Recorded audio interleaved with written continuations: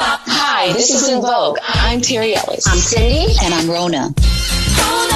And in honor of Women's History Month, we will share our Fly Files, 10 hip-hop and R&B songs from the 90s and 2000s that are personal favorites of ours and all performed by women. Tuesday, 12 p.m. Eastern, 9 a.m. Pacific on Sirius XM Fly.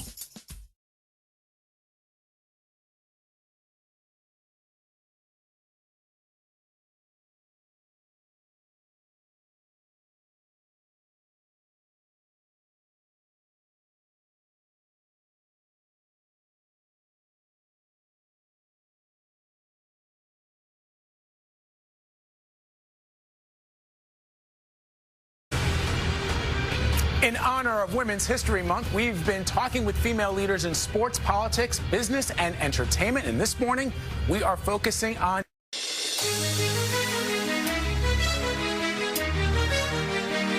every Friday during Women's History Month.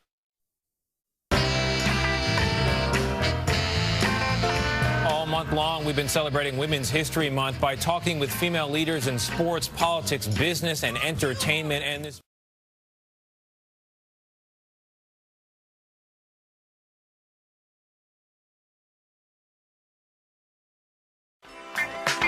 nobody takes down Angel Snub 7 easy. There's a reason why, after 100 channels destroyed, Angel Snub 7 is still here. There's a reason why nobody want to get in a beef with Angel Snub 7. But you don't take me seriously, and now your ass is barbecued.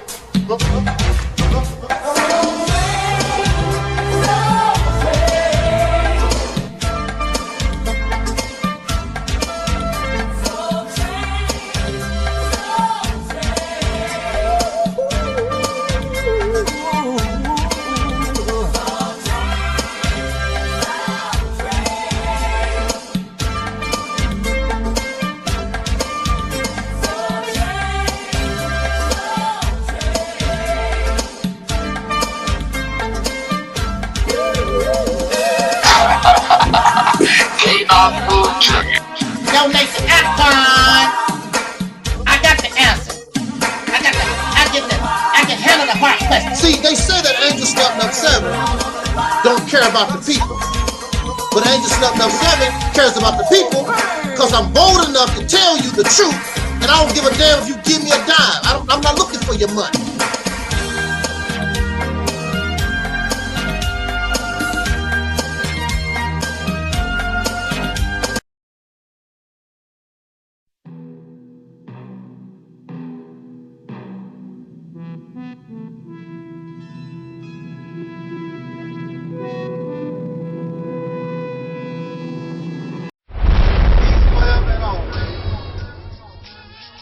Black people, it's all about the unity. There's nothing they can do with us, so ain't nobody move. We are in a state of emergency. Prejudice.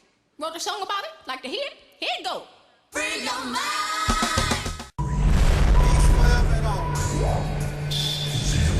Black people, it's all about the unity. There's nothing they can do with us, so ain't nobody move for me.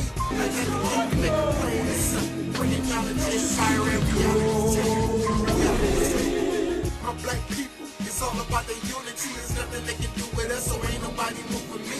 Like that, the king, we make it plain and simple. Bringing knowledge and fire and reality's temple.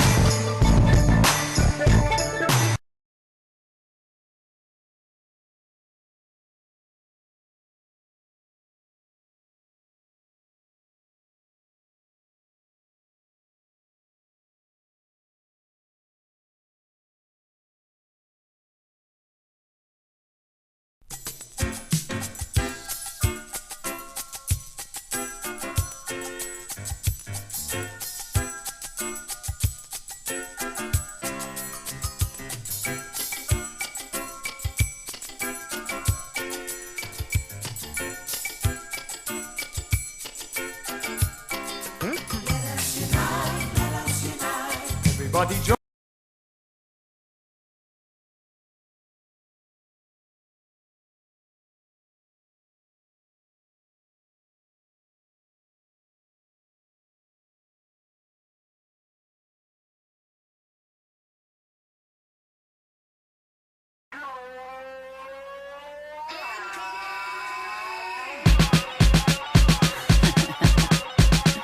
Yes. I want that. Oh, I need that. Gots to have that. It's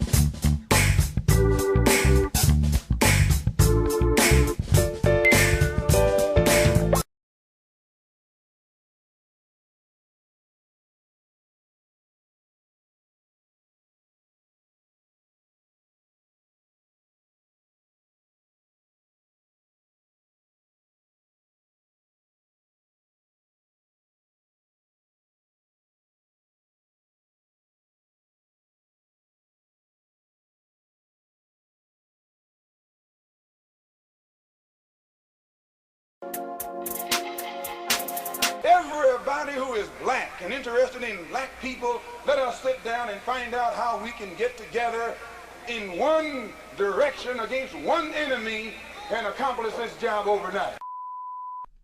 When soul singer and black activist Sam Cooke wrote the lyrics to his song, A Change Is Gonna Come, it was very direct and to the point. With some changes to it, the song was still digestible. In the year 2019, black folks continue to go through the change rather than direct the change. A community activist named Taalik Ibn'rad has made an appeal similar to what Sam Cooke was asking for. A change. It's said that the meek shall inherit the earth. We ask when. When will the landlords give the meek a free lease? Mr. Ibn'rad is humbly asking for the state of Mississippi.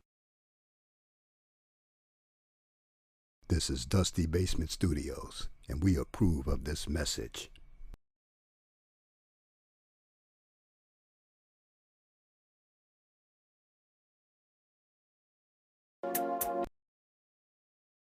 The Mississippi campaign represents everything that you claim that you want. The beginning of an all-black independent nation, the ability to control your own resources, your politics, the law,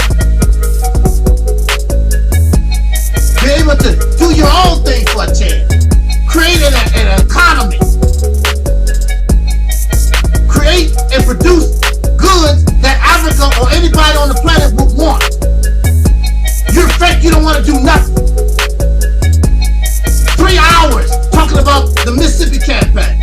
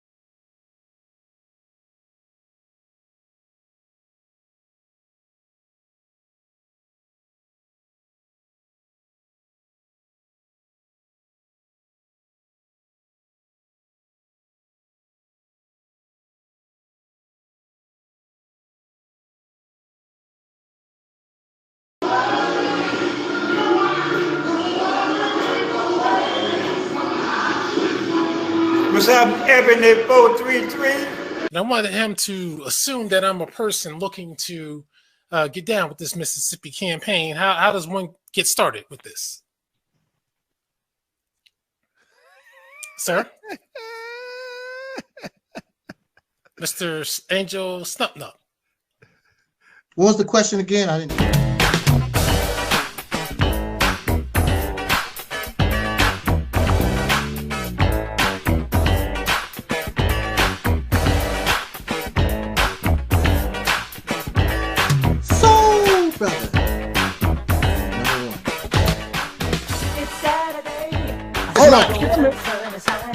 Both y'all, hold on, Angel. Both y'all, Yanga and Anup, y'all made me get out the gavel. Y'all made me goddamn go old school to the arena. Both y'all. I'm gavel. You still didn't answer the question, sir. No, didn't. He still didn't answer the question. He's not. You still didn't answer the question, sir. I did answer the question. Where it goes, nobody knows. It's selfish to not allow a child to grow up. Some people spoil their children. They won't let them grow up. They keep, no matter how old they get, they keep letting, they want to do things for the child. Let your child grow up. let these black people go up.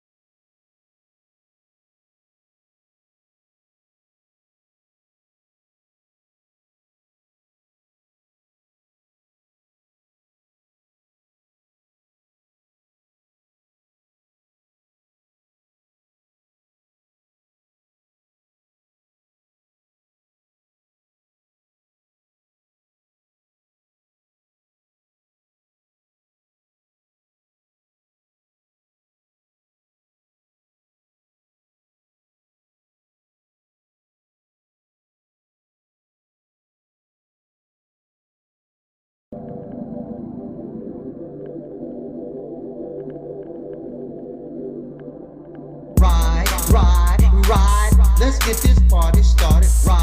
Ride, let's get this party started quickly.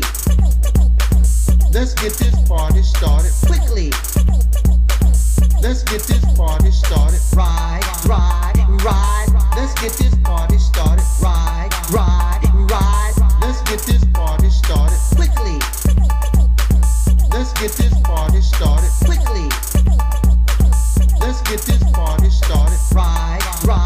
Ride, let's get this party started. Ride, let's get this party started quickly. Let's get this party started quickly. Let's get this party started. Ride, let's get this party started. Ride, let's get this party started quickly. Let's get this party started quickly. Let's get this party started.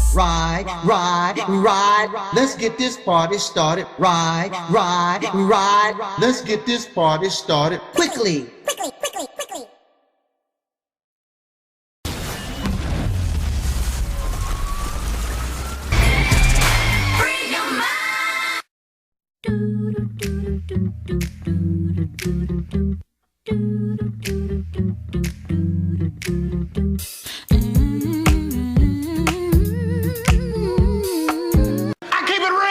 What, dear? Cause I keeps it real like that. I keeps it real.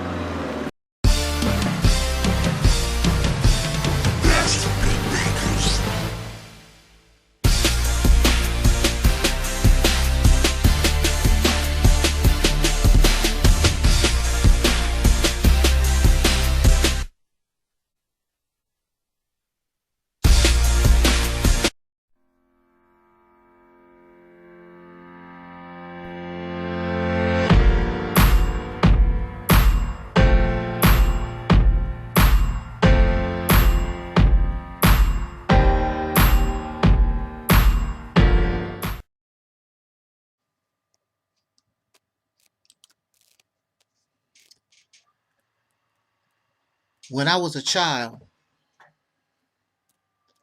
I didn't know, but I joined something. I joined a struggle.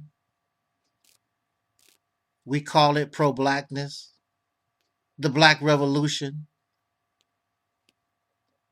the residue of the Civil Rights era, blackity black, pro-black, black, black, black. If you ain't black, you a coon, you a Sambo, you Uncle Tom. I was part of that world. So these people that come to me with all this Pan-African, blackity black, a lot of them, I was already doing the blackity black before you was born, or you was still crawling on your knees and taking a doo-doo on yourself and urinating on yourself. And I was out here being pro-black, the blackity black. So you don't impress me with your garbage, with your narrative. It means nothing to me. It gets to the point where something that you love, something that you gave your life to, it becomes sickening. Because the same narrative when I was a child, as an old man, there has been no progress. The same bull. And now I begin to understand a lot of what some of the Uncle Toms, the Sambos that you call people, I begin to understand where they're coming from. Time has revealed. Time shows us certain things. And this is not to say that those with the so-called Uncle Tom, Sambo, coon mindset does not mean that they are 1000% correct, but it makes you think about certain actions. We need to stop playing victim. In fact, I believe we like victimhood because we're lazy. We talk all this God stuff. You don't do nothing on the level of a God. You talk all this, I'm a king and I'm a queen, garbage. You do nothing on the I'm a warrior. You exhibit none of these attributes that you claim, blackity black.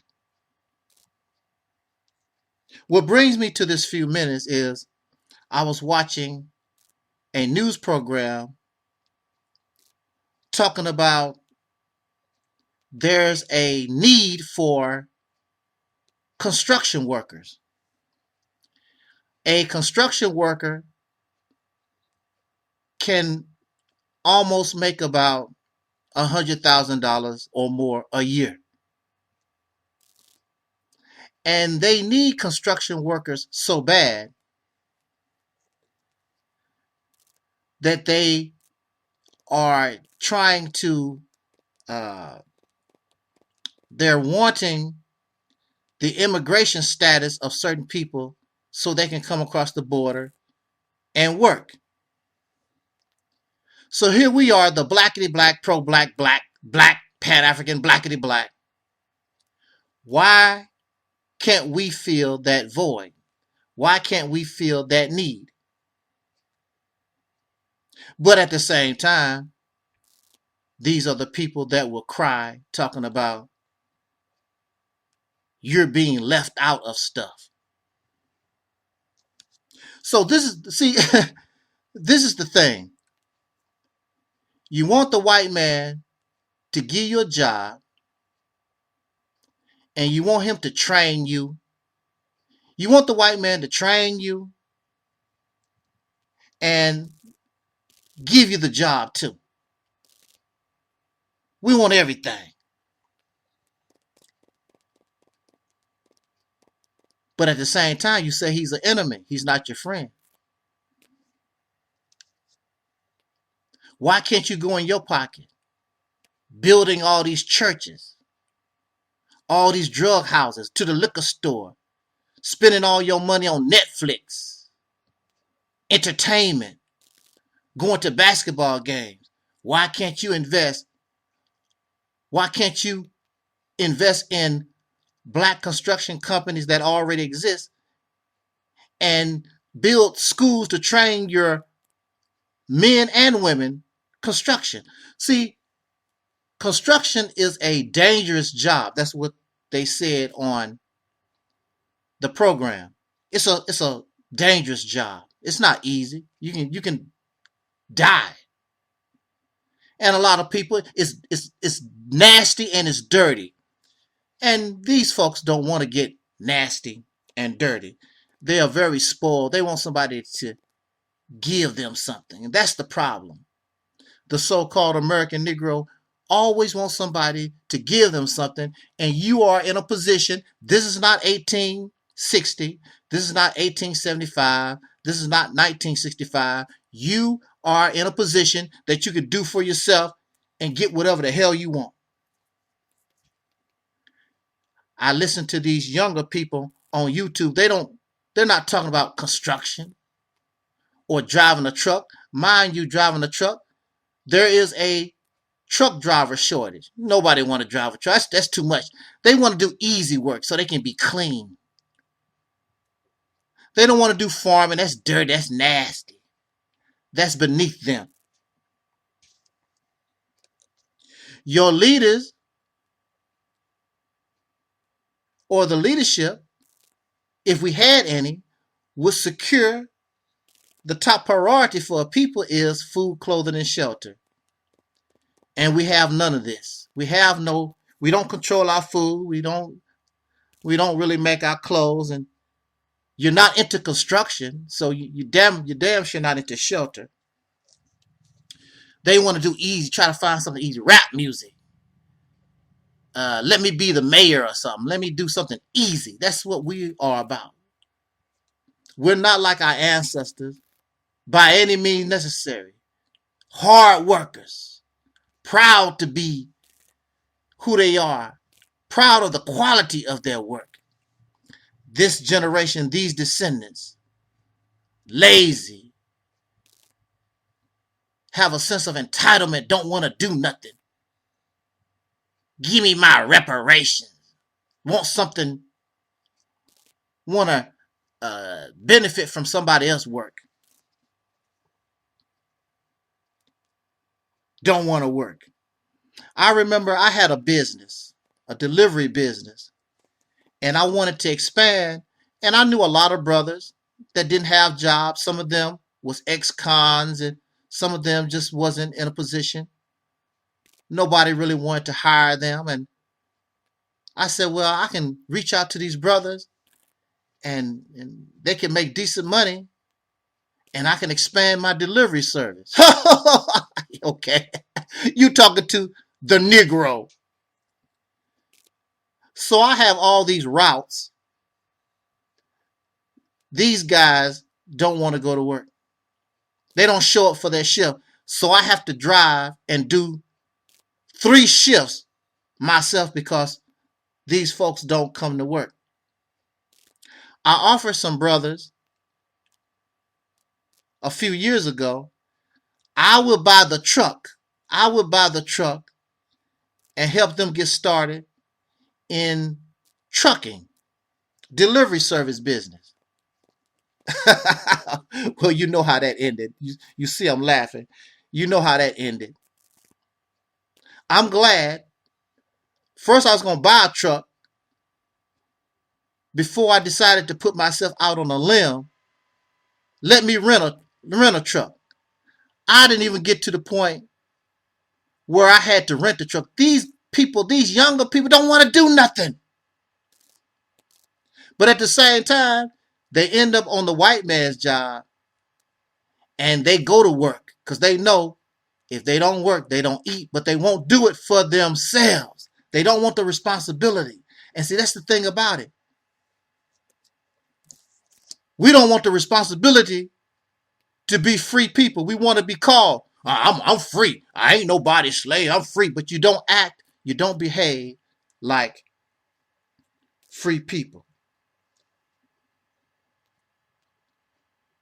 I tried to help my cousin with his trucking business. And the only thing he did was turn around, work the hell out of me, and then steal my last paycheck from it. I'm trying to help you build a business. See, this is our problem. How are you going to build a nation? We should have our own nation. You're too lazy to build nothing. Because in order to build a nation takes a lot of work, a lot of sacrifice, a lot of skills. You don't have any skills.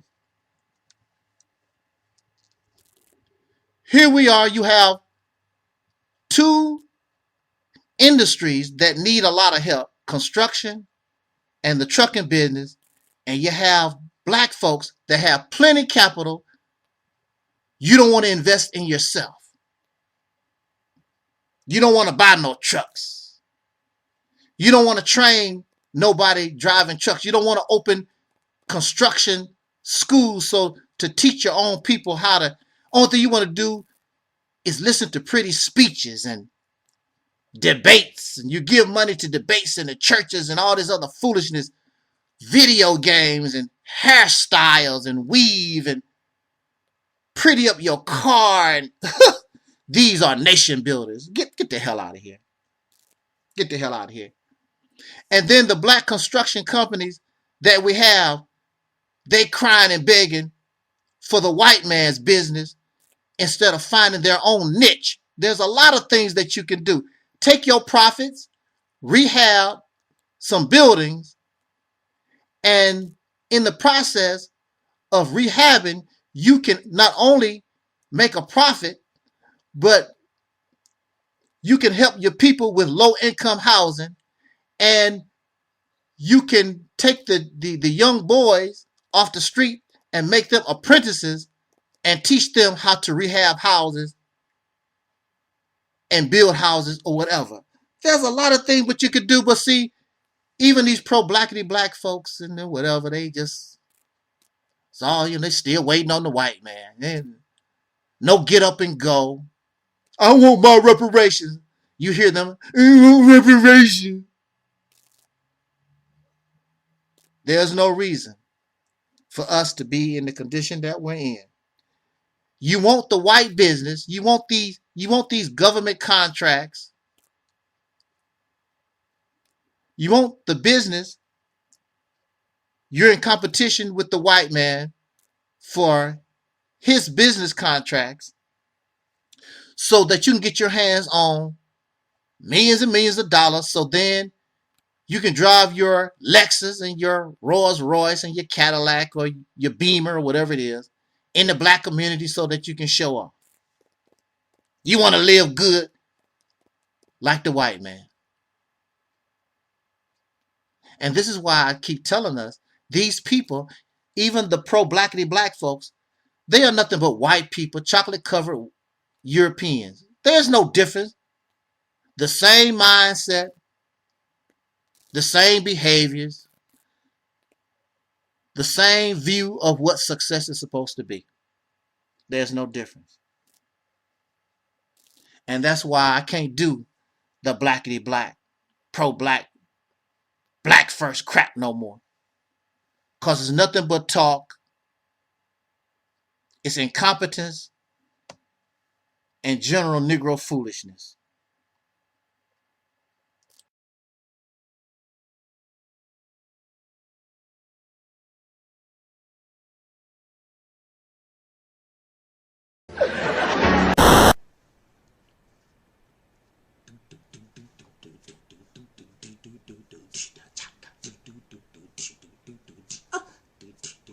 She was more like a beauty queen from the scene. I say no matter, but do you mean I am the one?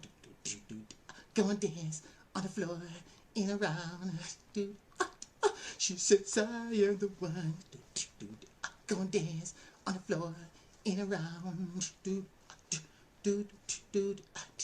She told me her name was Billie Jean. As she crossed the scene, she said I had her, but as she dreamed, being the one. Go and dance on the floor in a round, baby. People always told me, be careful what they do. Don't go around breaking young girls' hearts. And mother always told me, be careful who you love. Be careful what you do. When you love me, tell me the truth. Hey, I feel it, genius. Not my love. She's just a girl who claims that I am the one. But the kid is not my son. She says I am the one who knows. But the kid is not my son.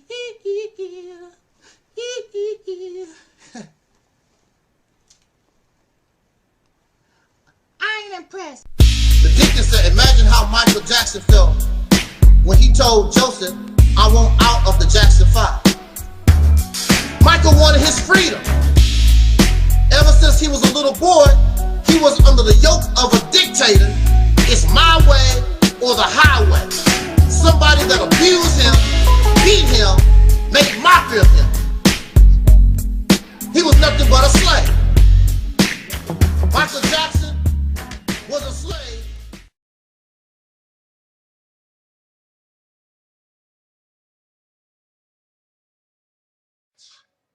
A reverse mortgage loan isn't some kind of trick to take your home. Breaking news. Our soul sister Rashida Marie Strober, the world's first dark-skinned activist, got married today. Congratulations, Sister Rashida, from your brother, Taalik Ibn'rad, the most powerful voice on YouTube, the Reality's Temple on Earth Internet Ministry, Soul Brother, the Deacons of Reality, Twin Pyramid, and Soul Brother 85, Sister Mellowcap, Sister Ann, Phil Fox, Angela Hines, Almond Delight, Razzie Fry, Brother Talib, and Z-Man. We want to, and also just the Reality's Temple on Earth, those who have been mentioned and those who I haven't mentioned. I'm sorry to put you here absent, but I know that the whole Reality's Temple on Earth Internet Ministry family, Soul Power Forever. Congratulations once again to our sister Rashida Strober. Got married today. She's a newlywed. Shout out to her, her son, and baby Lauren, and of course her new husband. We wish you the best in life. We wish you the best in all that you do in this life, this journey that we call life. So with that said, this is great news. Good going. Congratulations to the newlyweds, Soul Sister Rashida Strober, the world's first dark-skinned activist, getting married today. And we wish her and the brother good fortune in their journey in this life. Congratulations to the newlywed, Soul Sister Rashida Strober, got married today. Congratulations. I'm married now. So for all you brothers, she's officially off the market now. Too late. Somebody beat you to the punch. Soul Sister Rashida Marie Strober, the world's first dark-skinned activist. She got hitched. She jumped the broom. She got married today. And perhaps if there's a video, we'll be able to get that video so we can actually watch the wedding, if there was a video. And hopefully we'll be able to share that with everybody out here in YouTube land. Congratulations. And just like Don Cornelius used to always say, we wish y'all, as a couple, we wish y'all love, peace, and soul. And we are Audi 5000.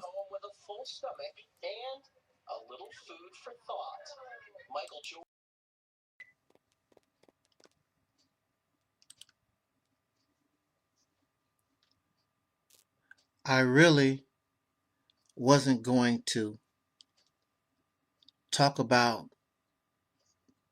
this latest speech by Mr. Louis Farrakhan, because for me, he's not interesting no more. A lot of time has passed,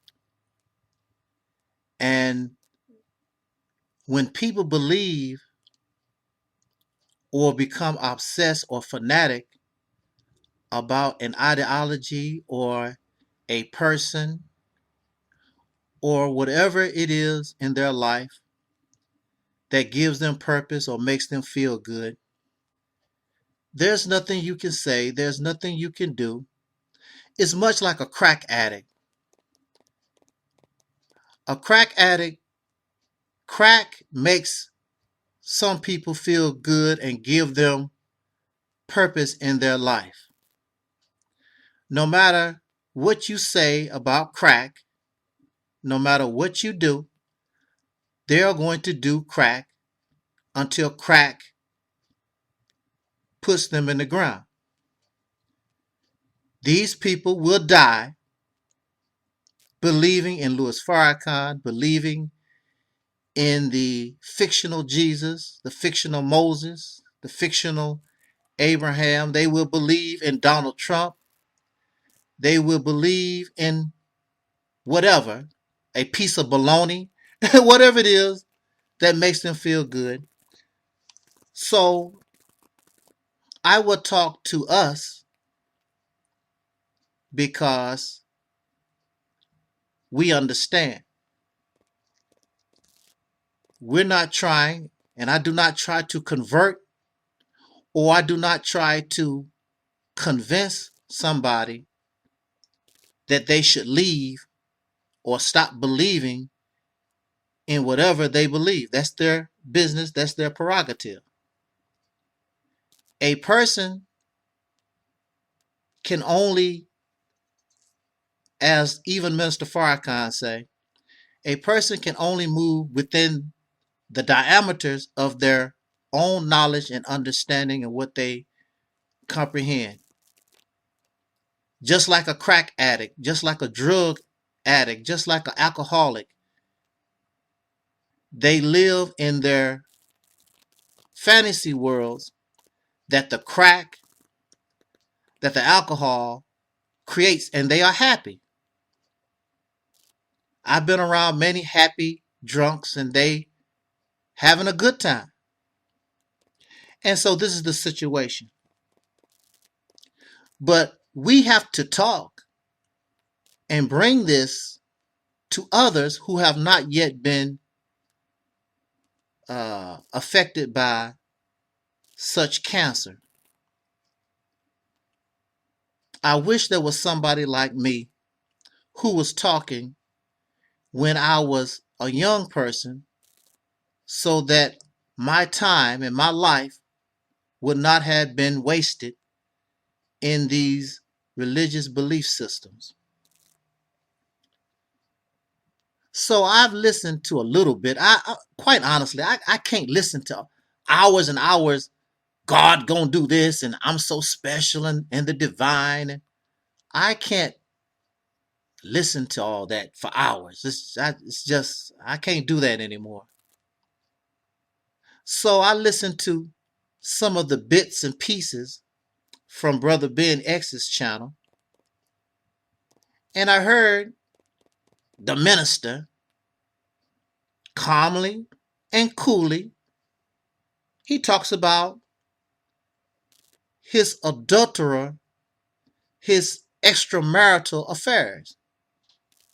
Now, I do remember, it wasn't that long ago, we talked about the rumors that Farrakhan had women outside of his marriage. Matter of fact, he did make reference to it a little bit. But now, I guess when you think that you're getting ready to die and you want to show how special you are, you need to bring this up so that you can impress your believers and followers. And he proudly talks about his other wives. Again, this is a case where he will show you no marriage certificate to his other wives.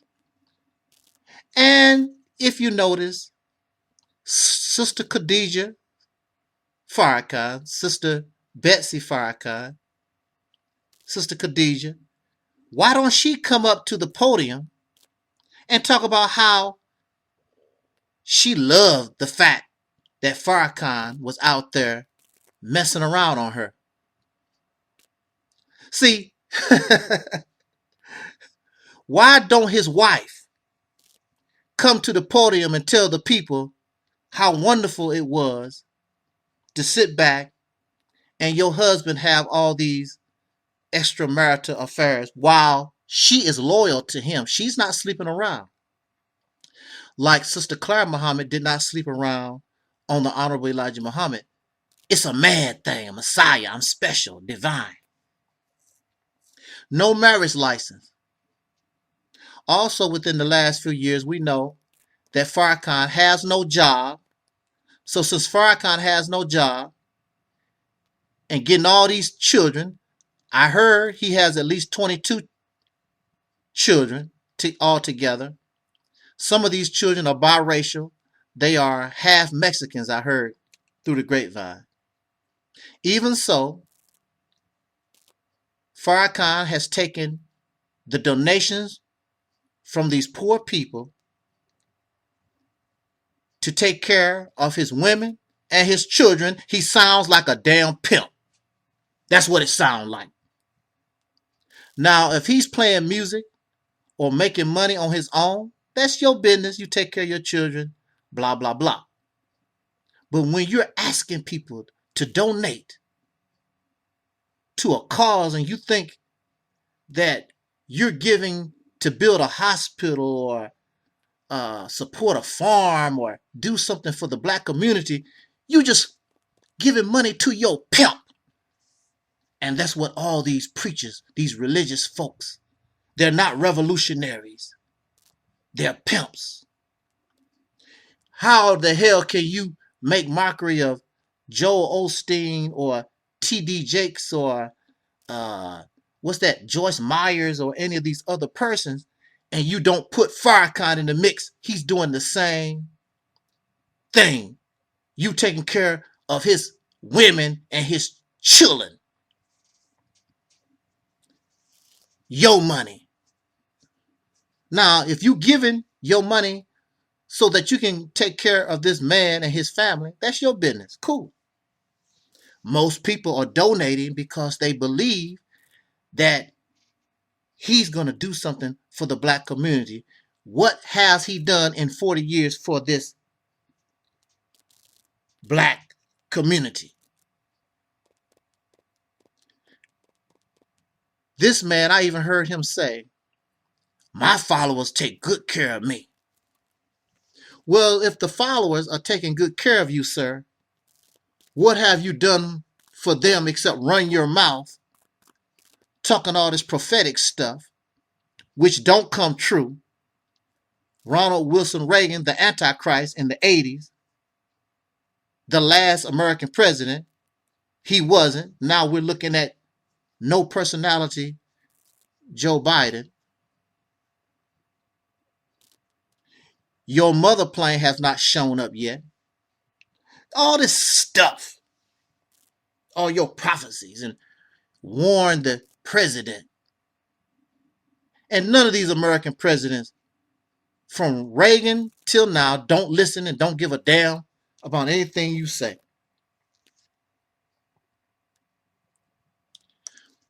What has he done for you? This man's supposed to have, or the rumor is, at least 22 children. Even some of his are grown people. You take care of this man. Does he pay the mortgage of his believers? Has he produced a hospital or a clinic or low-income housing or pay your electric bill, child support, millions and millions of dollars for over 40 years. You, sir, should be ashamed of yourself. I couldn't. And see, some of you don't know that those houses and things that he live in, that's high maintenance. Some of you have never been to this man's house and you paying for it. And chances are you won't even get let in the door if you was homeless. You're not going to come live with me.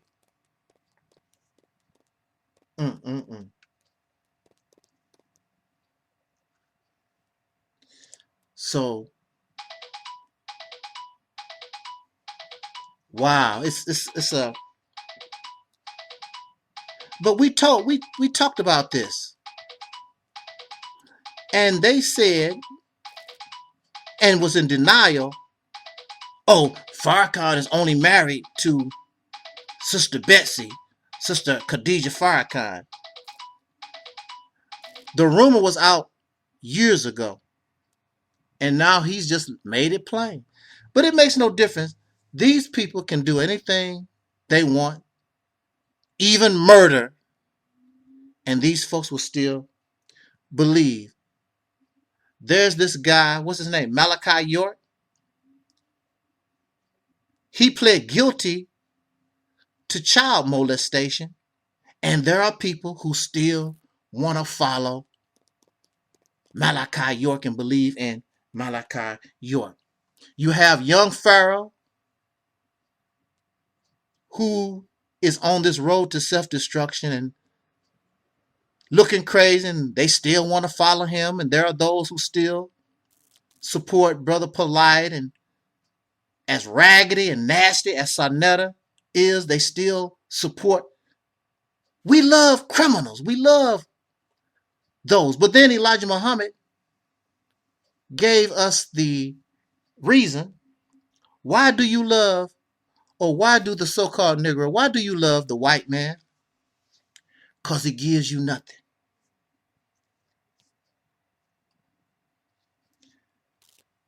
Because he gives you nothing.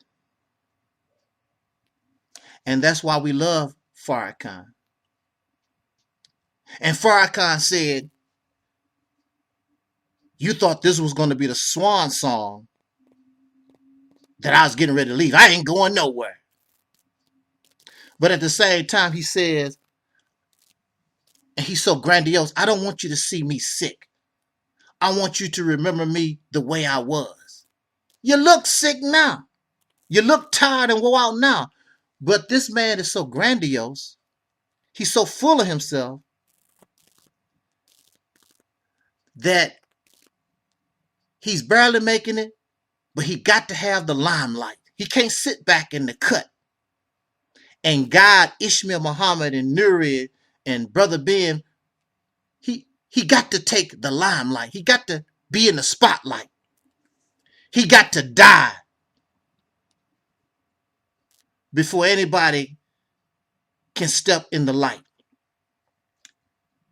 This is not leadership.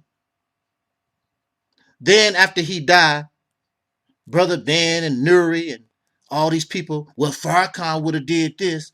Farrakhan would have said that. Well, if he gave the people a chance to lead themselves and just sit back in the cut and watch, then he can help guide you. But no, he's just like his teacher, a womanizer, a whoremonger, praise seeker. And that's why we continue to fail. Ego, greed, booty seekers. Oh my Lord. Jot down your comments. Talk about it if you want. I'll catch you on the next Thursday. This is really, really sad. It should be a swan.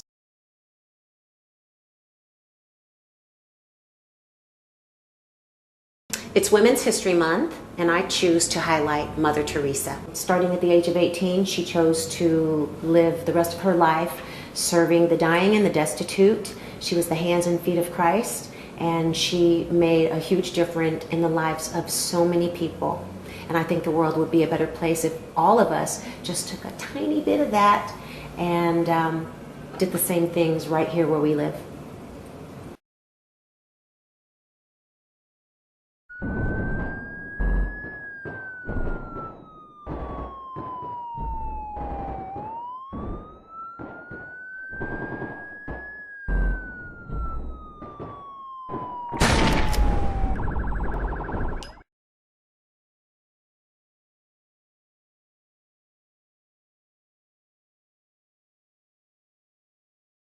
Who is that, Khalil? Yeah. Yeah, that's me, brother.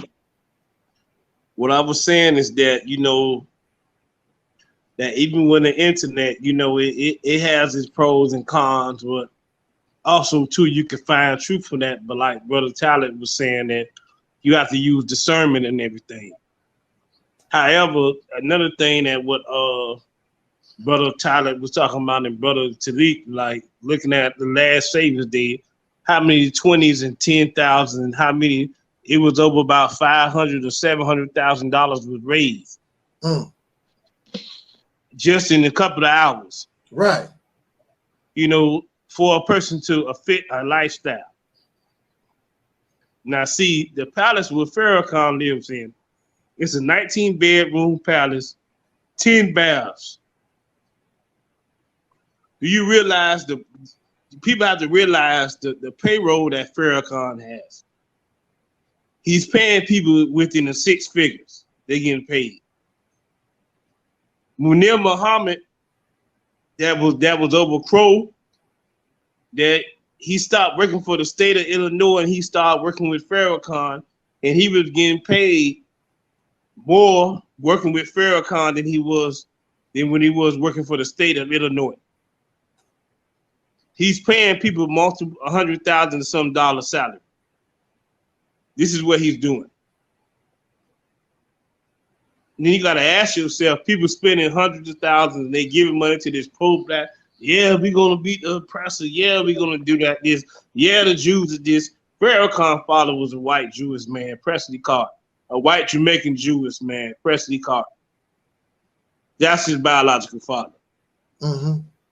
Then he came from a wealthy family. This is why he was able to go to the best of schools in Boston and get the best education that he got because of his family where he came from. His mama was a domestic worker, but he came up and he know his real Jewish heritage. This is why he met up with the people of Seagram's Gin, and they was having cocktails and drinking gin and juice with the orange juice, and they said, "Yeah, we know who your real family is," and he didn't deny that. His family, he's half Jewish. Mm-hmm. His father is a white Caucasian Jewish man. This is why he able to talk freely like that. They don't shut him down. They never had nothing against him because that's a part of him. Mm. You know, the satanic Jews, and they have all these people in the industry giving him money. Yeah, they only do that because they connected with him, and that's what they're doing, you know? For him to destroy and say things about Malcolm was bad, you know? He could not do Malcolm in his death. Malcolm surpassed him in death. He could never live up to his shoes. But far as when Taalik was saying about Africa, see, for me coming from a Caribbean background, I understand that people go outside of their country to make money, to think about their country, whatever. That's what they do. The Africans are nothing but 10%ers or whatever what they trying to do to go ahead and get money, whatever. They like to oppress their own people over there. That's why they calling in there. That's what the shit that they like to do to people. You know what I mean? Mm-hmm. They just believe in oppression and getting money, and it has nothing to do with another race of people oppressing you. Your own kind could be an oppressor and put you in slavery. They had a different slavery over before even the Caucasian came over there. They was enslaving people in Africa. They had chattel slavery and they was enslaving people. Just like people who call themselves Moors. You're a damn fool to consider yourself a Moor, and the Moors was the #1 slave traders and was keeping people enslaved in Africa. This treaty that the treaty that the Moors made with America, doing President Jefferson, they had nothing to do with black people. They had something to do with the Arab and Berber people. That's what the treaty was about. It had nothing to do with black people. So all these people, Moor-Sides, Nova Juali, yeah, I'm Moors. I got my rights. I got this certain right. You can't do this to me. That's why they put their ass in jail. That don't mean nothing.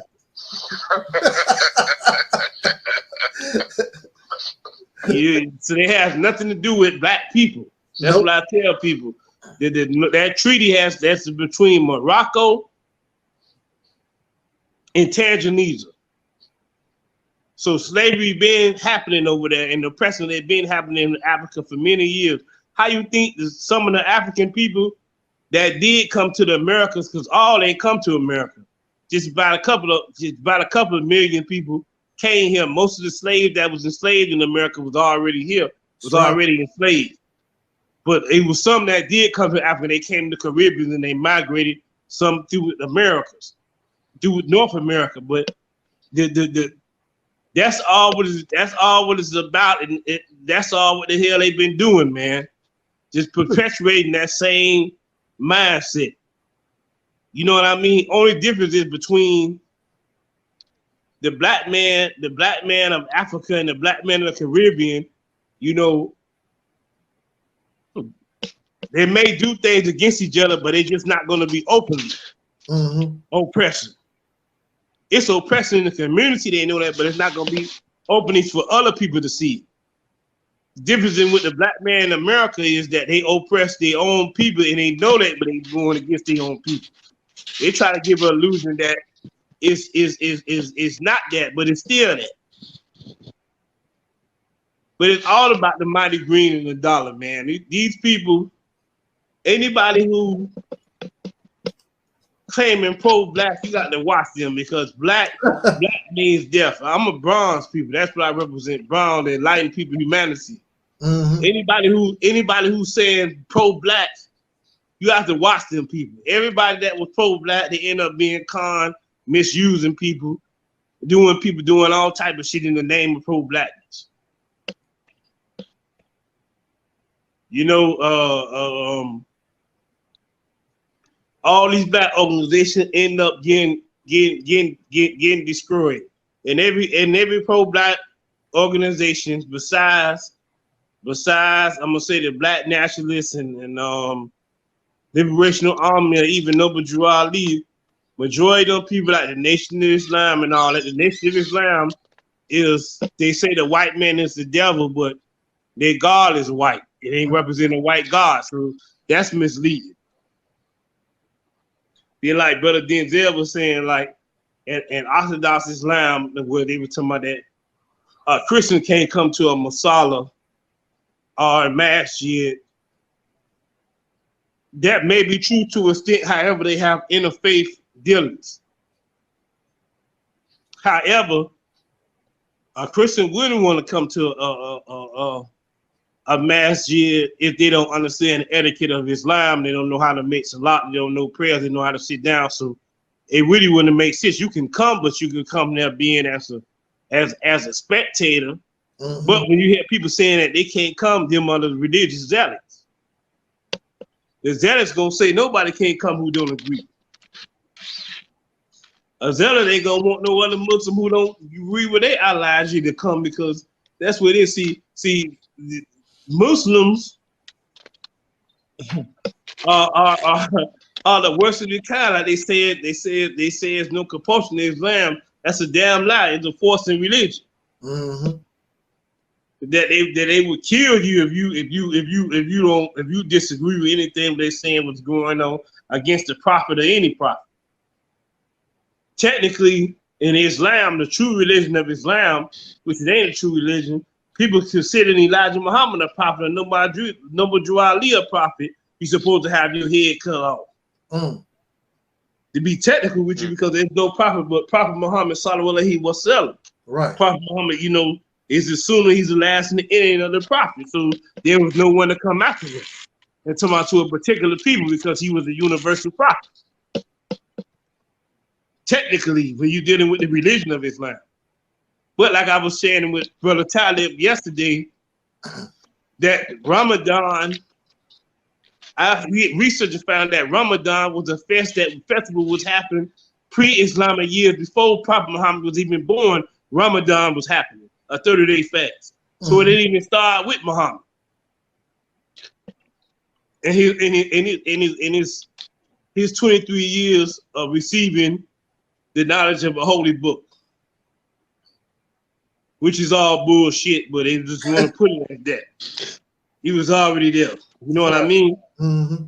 When you get an understanding, but he is the founder of what we're gonna say Islam, because it's only 3 prophets that ever existed in the world that actually was real people. It was him, King Solomon, King David. That's it. No other prophets actually was real people. They all was fictional. Abraham, all of them, Moses, all of them was fake.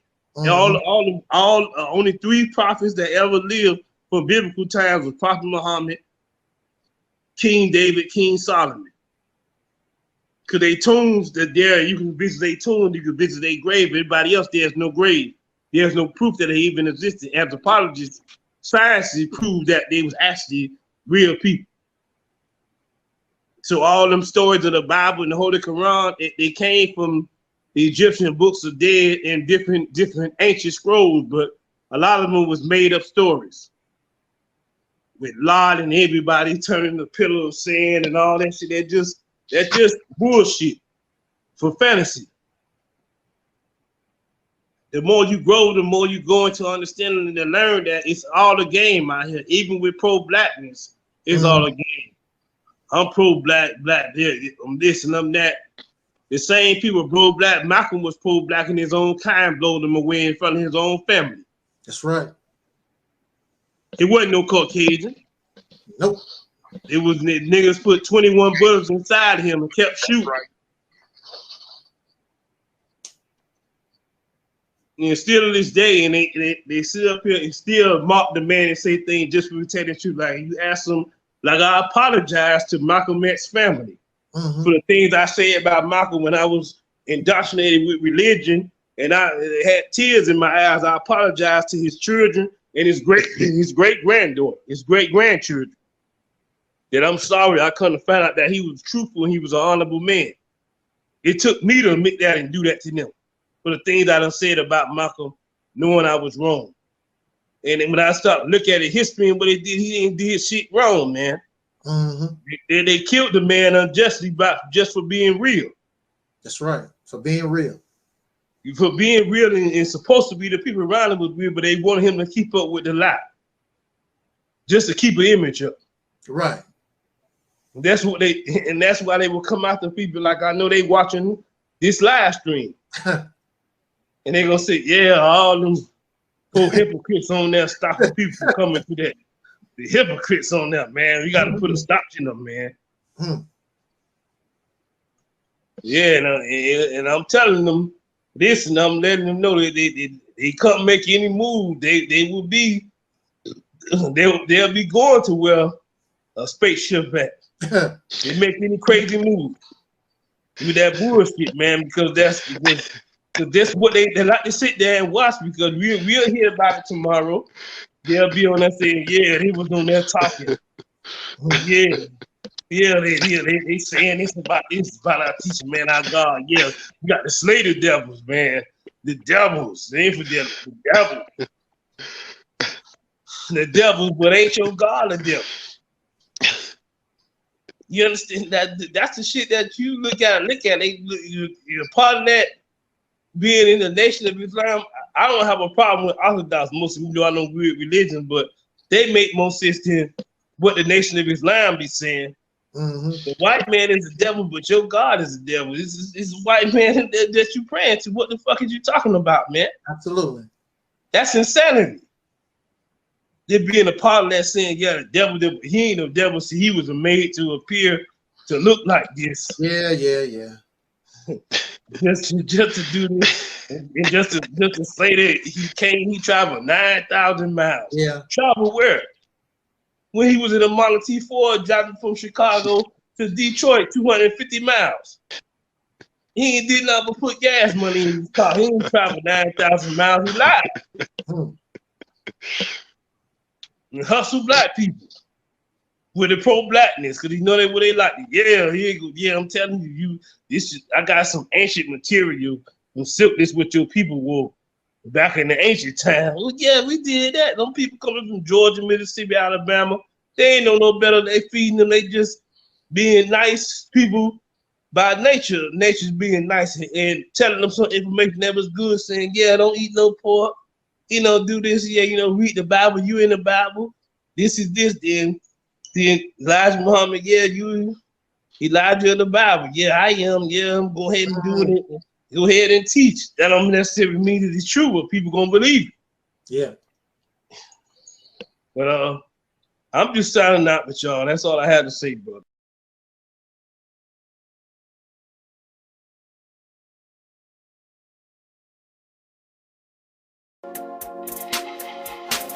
Everybody who is black and interested in black people, let us sit down and find out how we can get together in one direction against one enemy and accomplish this job overnight.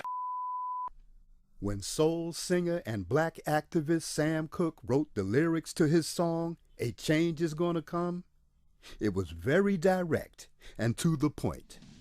With some changes to it, the song was still digestible. In the year 2019, black folks continue to go through the change rather than direct the change. A community activist named Taalik Ibn'rad has made an appeal similar to what Sam Cooke was asking for. A change. It's said that the meek shall inherit the earth. We ask when. When will the landlords give the meek a free lease? Mr. Ibn'rad is humbly asking for the state of Mississippi. This is Dusty Basement Studios, and we approve of this message.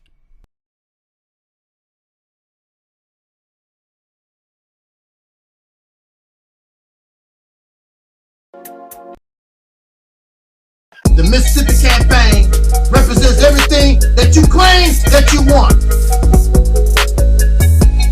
The beginning of an all-black independent nation, the ability to control your own resources, your politics, the law,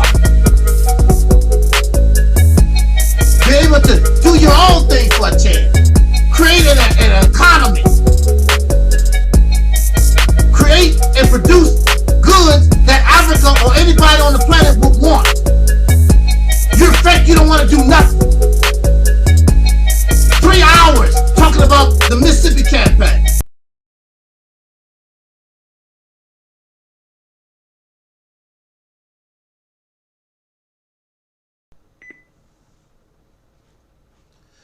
Alrighty then, what we want to talk about in these few minutes. I wanted to, when the idea was fresh, I wanted to talk about this topic a few weeks ago,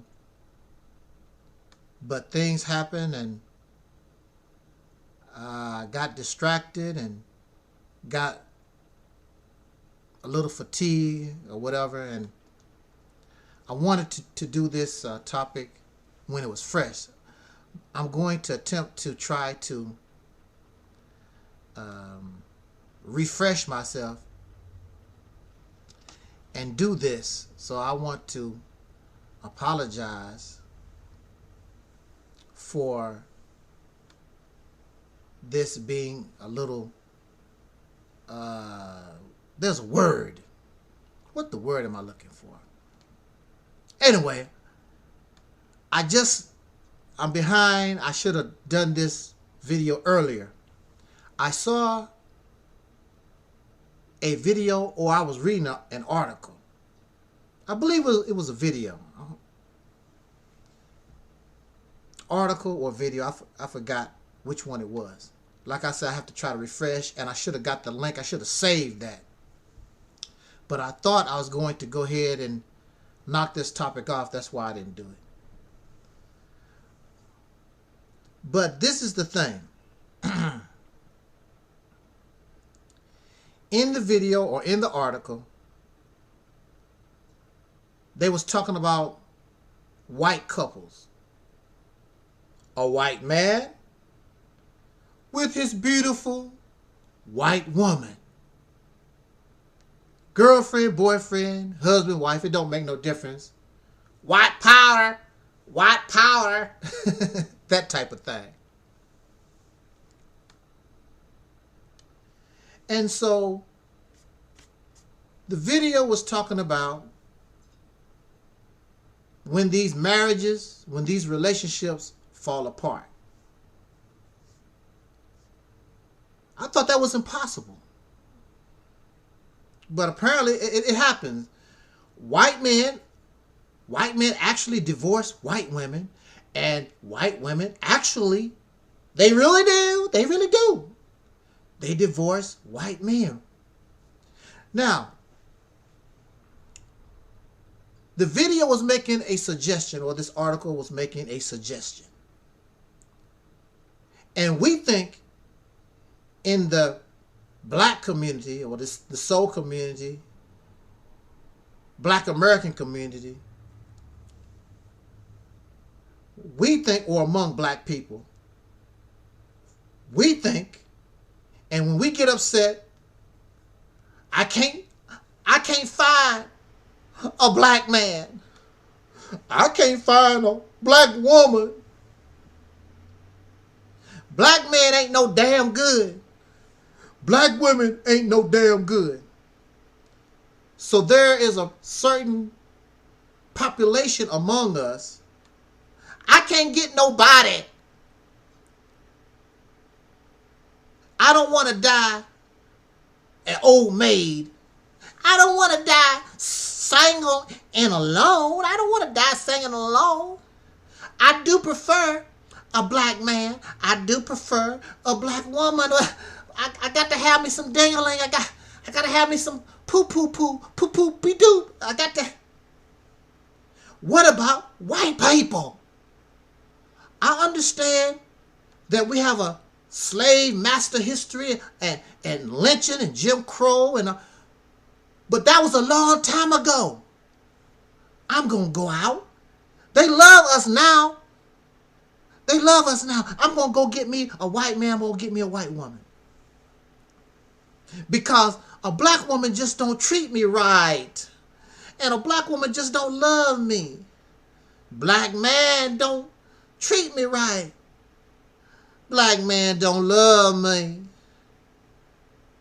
So let me go out here and get me some white putty tat. That white dang-a-lang. Chang-a-lang, dang-a-lang. Even if we homosexual. Lesbian. Black lesbian don't do me right. Black homosexual don't do me right. Let me go get me a white homosexual. A white lesbian. That's our thinking. And it is a sick mentality. Because in nature always, and you will always see in nature does not try. Nature keeps the species to themselves. There are all kinds of blackbirds. But the red-winged blackbird does not want to interbreed and romance a regular blackbird or a starling or whatever. There's all kinds of ducks, and you will see ducks on a lake. You don't see them. Man, you don't see a mallard duck. Man, I sure wish I could get with that other kind of duck. Shoot, because these mallard females ain't right. That's not how it's done in nature. There, we talk about self-hatred in or within black people, but you will also find self-hatred. You also find this sickness in all people around the earth when they get upset, when they get mad. And they hate themselves. They don't want to be with themselves because, and it is also because of racism. A lot of it comes from racism. Racism has made humanity very, very, very, very sick. And now, this is not to say that you should void or mute somebody because they are different. You should just forget about it. But what has happened in our lifetime within the last few generations and decades, because of racism, because of this unnatural lifestyle, instead of interracial relationships being very rare, it's more and more common because of self-hatred. And it's not a self-hatred thing that just affects, we talk about it more because it affects us more and we are more of a victim of it. But people all over the earth, many of them think the same way. The only reason why a lot of them cannot act on it because in other countries around the earth, they're not going for it. They don't advocate and they will not allow interracial mixing. Matter of fact, in a lot of countries, you can't even have a different religion. Muslims must marry Muslims, Christians must marry Christians, atheists must marry atheists, and so forth and so forth. They don't play that. In America, this is the melting pot. Okay? So this video I was watching, the advice that was given to these Caucasian people, why don't you go black? Black people are more nicer. This is the narrative that we say, or you will find in the black community. Caucasian people are more nice. They are more respectful. They are more loving. That's why I want me a white man. That's why I want me a white woman. So in this video or this article I was reading or I was watching the video, they were suggesting the same kind of stuff to white couples. Well, y'all, you've been married to a white man 3 or 4 times. You've been messing around with a white woman all this time. Why don't you go black? Doing the same thing. Same stuff. There is something that people say, which is a bunch of bull. I can't help who you fall in love with. Well, why don't you fall in love with the person you hate? Why don't you fall in love with the person you dislike? If you can't help it, according to your logic, you can't help who you fall in love with. Well, if you can't help who you fall in love with the one, I can't stand that person. I hate them. But for some reason, I love them. Your logic does not make any sense. You can't help who you fall in love with. No, that's somebody that you find attractive or you like, whatever, and you go for the gusto. I can't help who you fall in love with. No. That logic does not even make any sense. You can't help it. Oh, no, you can help it. No, you wanted it to happen. You was hoping and praying. So we have 2 sick people, white people. Other races are involved, but we're talking about black and white here. Like, that's the common conversation that you hear all the time. It's always black and white. You can't spit. That's a black and white problem. You can't walk. Look, the white man walk different from the black man. Look, black people drive cars. Everything is black and white. Everything about us is black and white because we are victims of this poison of race. It's a poison. Everybody trying to be better than everybody based upon their skin color. The white man do this. White people did this. What is your contribution to what white people did? Always talk about, we white people did this. We black people did this. What is your contribution to all this stuff that we do? The white man went to the moon. When did you go to the moon as a white man? You didn't go to no damn moon. Black people built the pyramids. When was the last time your happy ass built a house, let alone a pyramid? Racism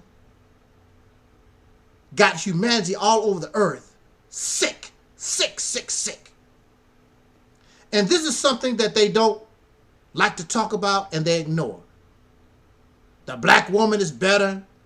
The white man is better than the white man. White woman is better. The black man is better. If you have problems in a relationship, just change your race.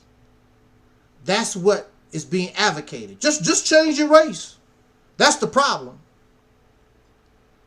But if you do a Google search, or if you just watch the news,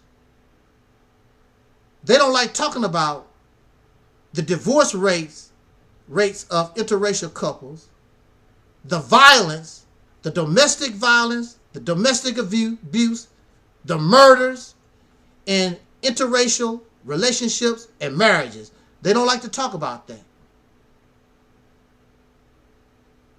Well, it's not as high as everybody. Well, that's because you're not the norm, you're not the majority. But based on your population or your percentage, it's high as just like anybody else. Because this is the reality. The reality is we are human beings. We suffer from lust, greed, we're selfish, we're arrogant. We have a lot of problems. If you find somebody that you can work with, you're lucky, you're happy. And then a lot of times, human beings change. So in the beginning, your marriage and your relationship will be beautiful, la-di-da, la-di-dee, but we always changing. Like when it comes to religion, you can have two Christian people in love. Oh, Jesus, I love you. Baby, I'm glad that you walk with me with Christ. Next thing you know, he's converted to Islam. Now we got a problem. Because he has a problem as a Muslim with Christianity, and she don't like Muslims. She don't like that foreign stuff. 20 years later, their relationship was going good. So that's just how it is with relationship. That's just the reality of it. Changing your race is not going to make things better. It could, but also at the same time, it's just another hole you fall in. Changing your race is just not going to get it better. It's a good topic. Jot down your comments. Let's check it out. And I'll catch y'all on the flip-flop. Accept reality, my friend. It's much easier. Peace.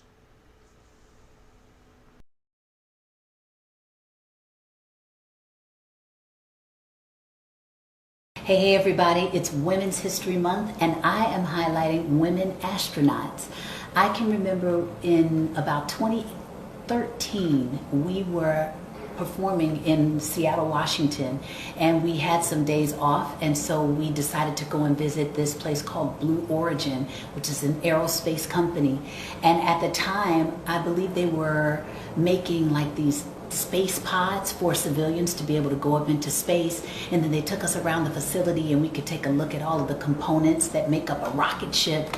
And one piece in particular just fascinated me because you could hold it in the middle of your hand, but it was like 50 pounds, right? And then they had these grooves in it that the fuel would travel through, and they said that if any of that stuff wasn't as precise as it needed to be, that it could fail the whole mission. And I was just like, yo, what amazing detail. And I just wondered if I was exposed to something like that when I was a little girl, would I have chosen science? So shout out to Sally Ride, Macy Jemison, and a slew of other women who have made their mark in history going into space.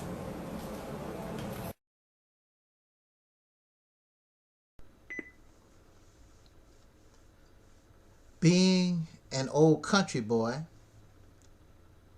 unlike some of y'all city dwellers, I developed a connection to nature. We raise farm animals Also, I would go out into the forest area, and I would observe the squirrels and the chipmunks and the possums and the geese and ducks and deer, all those wild animals in the forest-like area. We lived in a rural area. The fish, the frogs, the crayfish. My mother would watch Mutual of Omaha, Wild Kingdom, and a lot of these animal type video television series. So there was connection that I had, and an understanding and a respect and a love for nature. We grew our own food. You could watch a seed go into the ground, and in a few months you would have a watermelon, you would have corn, you feed yourself. It's just, I can't describe the feeling that you have when you are close to nature. Also being a country boy, we would go to church. And I was introduced to religion at an early age. And what you notice in religion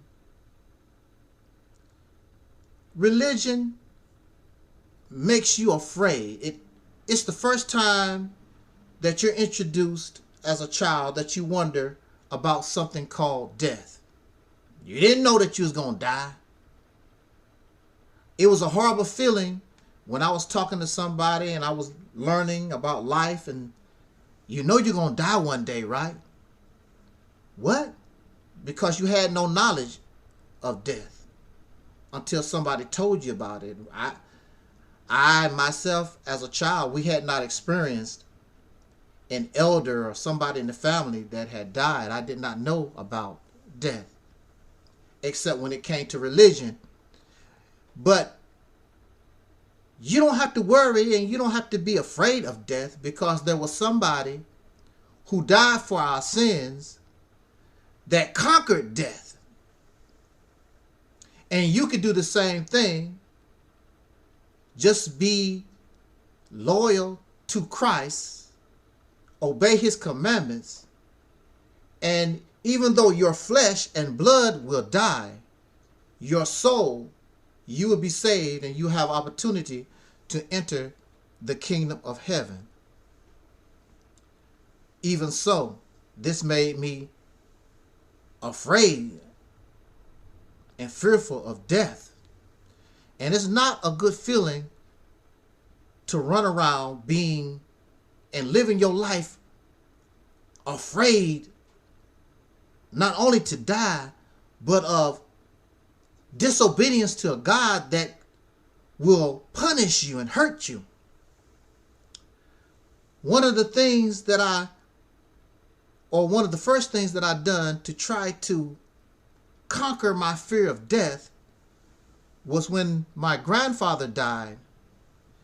Even though I was very, very afraid, I went to the coffin and I touched his face and rubbed his face and I kissed his forehead and I told my grandfather goodbye. And as I grew older, I would watch autopsy videos. I would watch death videos. I would go to a funeral home and visit people who are dead in the funeral home that I did not know. Because it was important for me. I had to get over and override this fear of death. Religion uses fear to control. Religion uses fear and death as punishment is a means to control.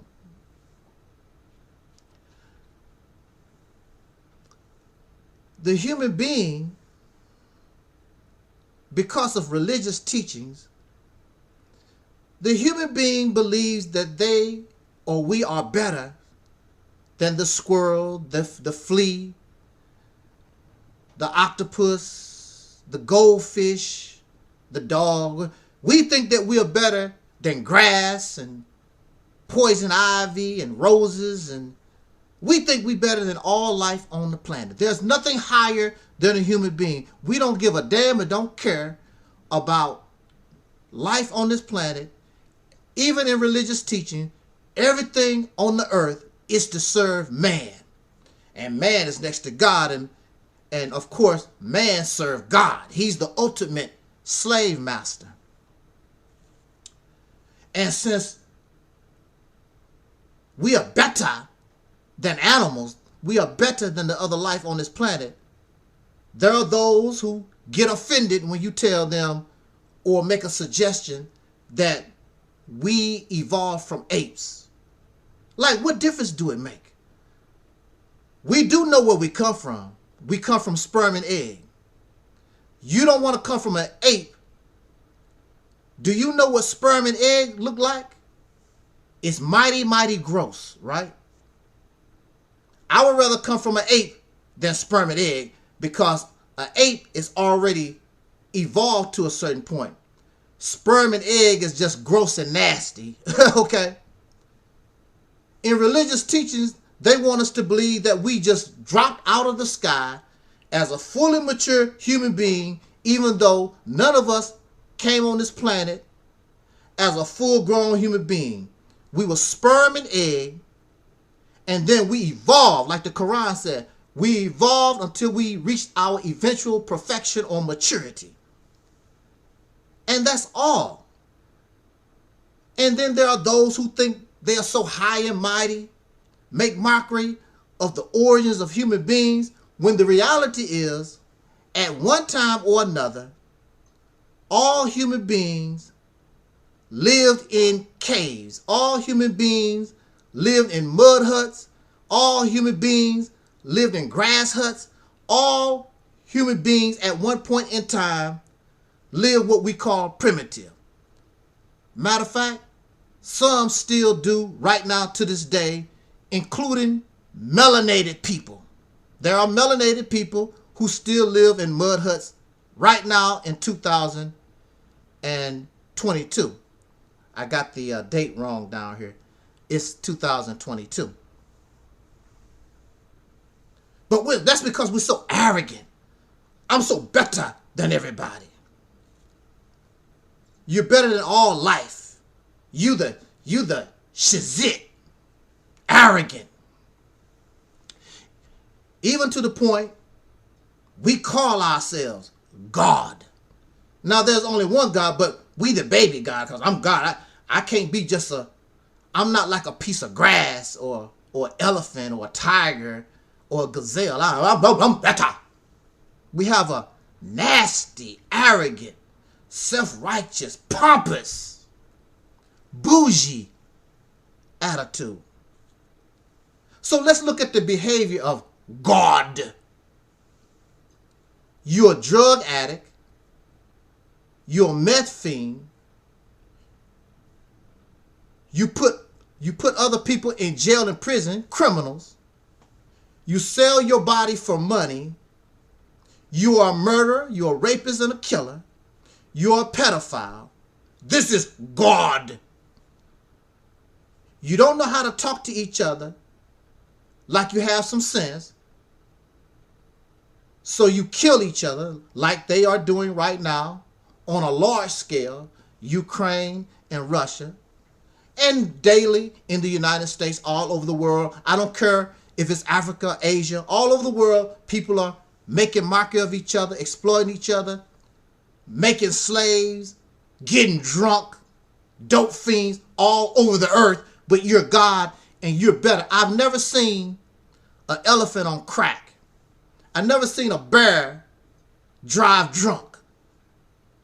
But we're God and so special. The most destructive, nasty, violent life form on this planet. Disgusting. You're God, but you can't fly. Birds can fly. You're God, but an elephant is stronger than you. A bear is stronger than you. A crocodile is stronger than you. There are animals that can freeze in the wintertime and wake up in the summertime. Can you do that? There are animals that can fall off a cliff and survive. Can you do that without being all busted up and injured? But you're God. You got all this power. You have all this intelligence, but you're a crackhead. You're a drunk. You're a porn addict. Child molester. Do you see animals going around drunk, molesting their babies? But you're so great. And of course, you can't die. The elephant would die because they have no soul. The ants would die. The termite would die. The giraffe would die. The hippopotamus would die. Oh, but the human being, oh, I can't die. You see, human beings, we don't die. We just transition to another life form. We turn into a ball of gas. And see, there's other dimensions where we live.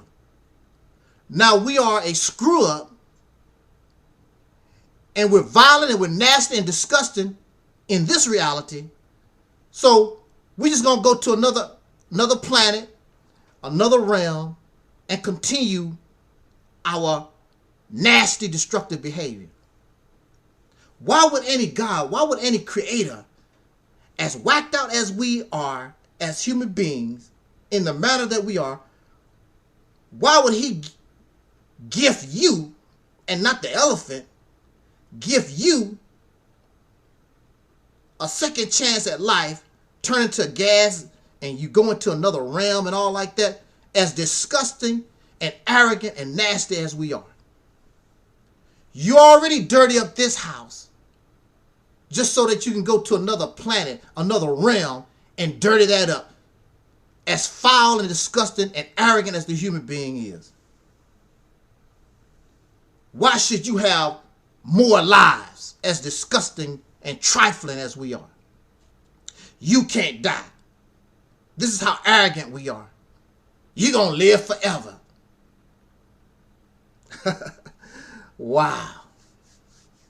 And I hear this all the time. There's no such thing as death. Well, let me tell you something. There might not be no such thing as death, right?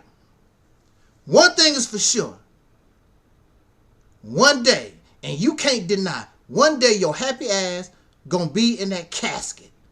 And we're never gonna see you and your disgusting, arrogant, pompous ass again. So take your merry, troublemaking ass to planet X, the seventh dimension, the fifth dimension, whatever dimension, as long as you get the hell out of here. You was disgusting in this reality, and you're going to be disgusting and a piece of shizit wherever you go. What's going to change you? What's going to make you different than how you are in this life, turning into a ball of gas? You're just going to be a disgusting, trifling, arrogant, pompous ball of gas. You're going to be a bitch in the fifth dimension. You're going to be disgusting. You're going to be a crack and a dope fiend in the other realm. This is why I love death. Because death puts a period on it all. And whatever it is after don't make any difference. It all brings us to that reality. Nation of Islam, David made. If you really want to fart and stink, get you a can of Nation of Islam, David made. They full of fiber and got a lot of other good stuff in the bean. They go through your tummy and it's really yummy. Oh.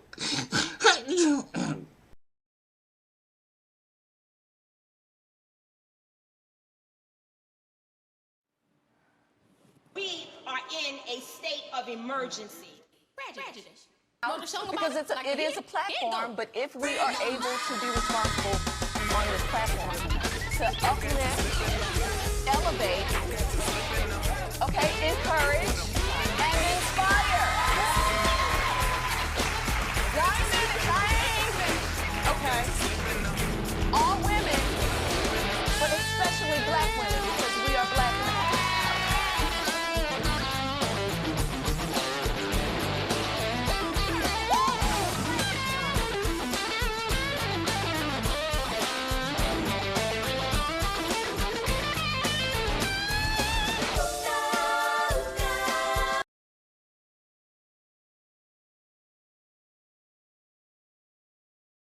It's Women's History Month, and I want to highlight Miss Angela Davis. I've always admired her because she was never, ever afraid to stand up and speak out for African Americans. Miss Davis was a major activist in the 60s and 70s. She was profoundly affected by her childhood, which was segregated in Birmingham, Alabama. She joined the Communist Party and became an affiliate of the Black Panther Party as well. She was also known to have been arrested, tried, and acquitted for her role in the Black Panther Party courtroom shootout. She went on to have a profound and distinguished academic career at colleges such as Pomona College, Rutgers, and Vassar. And she has remained politically active and so passionate for African Americans to this day.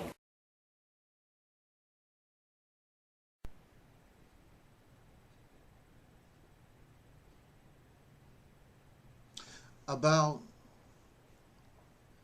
50 years ago, there was a man, and we know him as Malcolm X Shabazz. And later he would change his name to El Haj Malik Shabazz, something like that. I don't really keep up with his Muslim name, but he changed his name to Shabazz, Malcolm Shabazz. Prior to this, we just knew him as Malcolm X. And so during numerous press conferences or interviews, he would always be asked, "What is your name?" And they would bring up Malcolm Little. He said, "No, that's my slave name." What does the X stand for, sir? The X stands for the unknown, because I don't know my name. Malcolm Little is a name that was forced upon my family by slave owners. So in the Nation of Islam, we take the X because we really don't know our name. But when God comes, God will give us our rightful name. And tongue tie. And in Islam, it would be an Arabic name, one of the attributes of Allah. So many Muslims they carry the name Shabazz or Muhammad or Kareem because I'm not a slave. That's my slave name. Last year, we were going back and forth, and people wanted to try to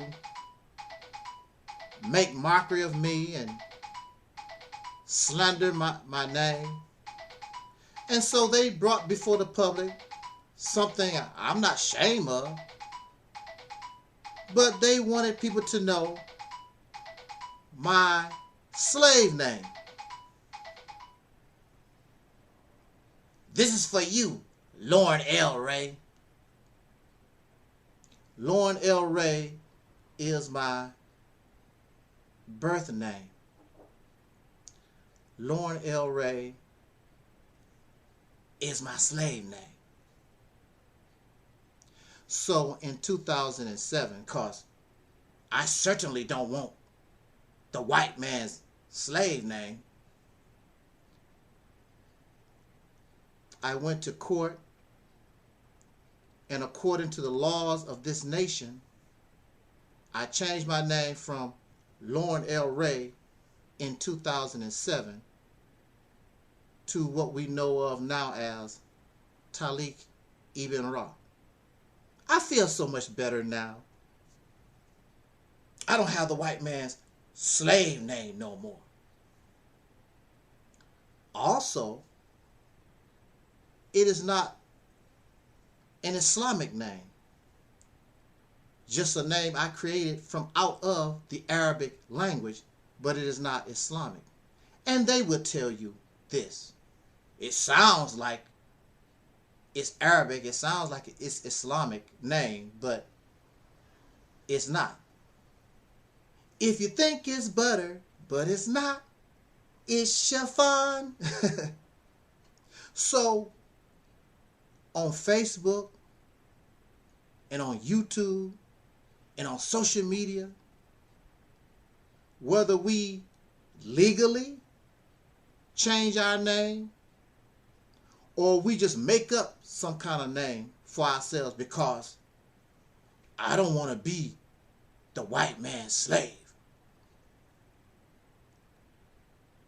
You have so many people, they have these comedic names. I'm a Hebrew Israelite. I'm going to take a name from my ancestors. I'm a Hebrew Israelite name. I'm a Muslim. I'm going to take one of Allah's attributes. I just got to get out of the white man's name. What is a name? A name describes something. So, if I show you a picture of an orange, the name orange describes a fruit. So when you say, I'm going to get me an orange, and then you come back with an apple, somebody would automatically say, hey, that's not an orange. Because when you say, I'm going to get an orange, the name describes a fruit. So we adorn ourselves with these names, comedic names, Israelite names, Muslim names, African names. We put this on us. It's supposed to describe us. But it's not us. We are mislabeled. It does not describe who we are. The orange describes the fruit and what it is. We take on these comedic names and Muslim names and Israeli names or all the African names or whatever, and we are mislabeled. It's like when you open a can of peas and there's corn in the can. It's mislabeled. We are mislabeled people. We're not these things. And what's so bad, we don't want the white man's name. And we take on these names that mean God and king and queen and beautiful. And these names describe a beautiful person. A lot of times. The attributes, wonderful definitions, labels.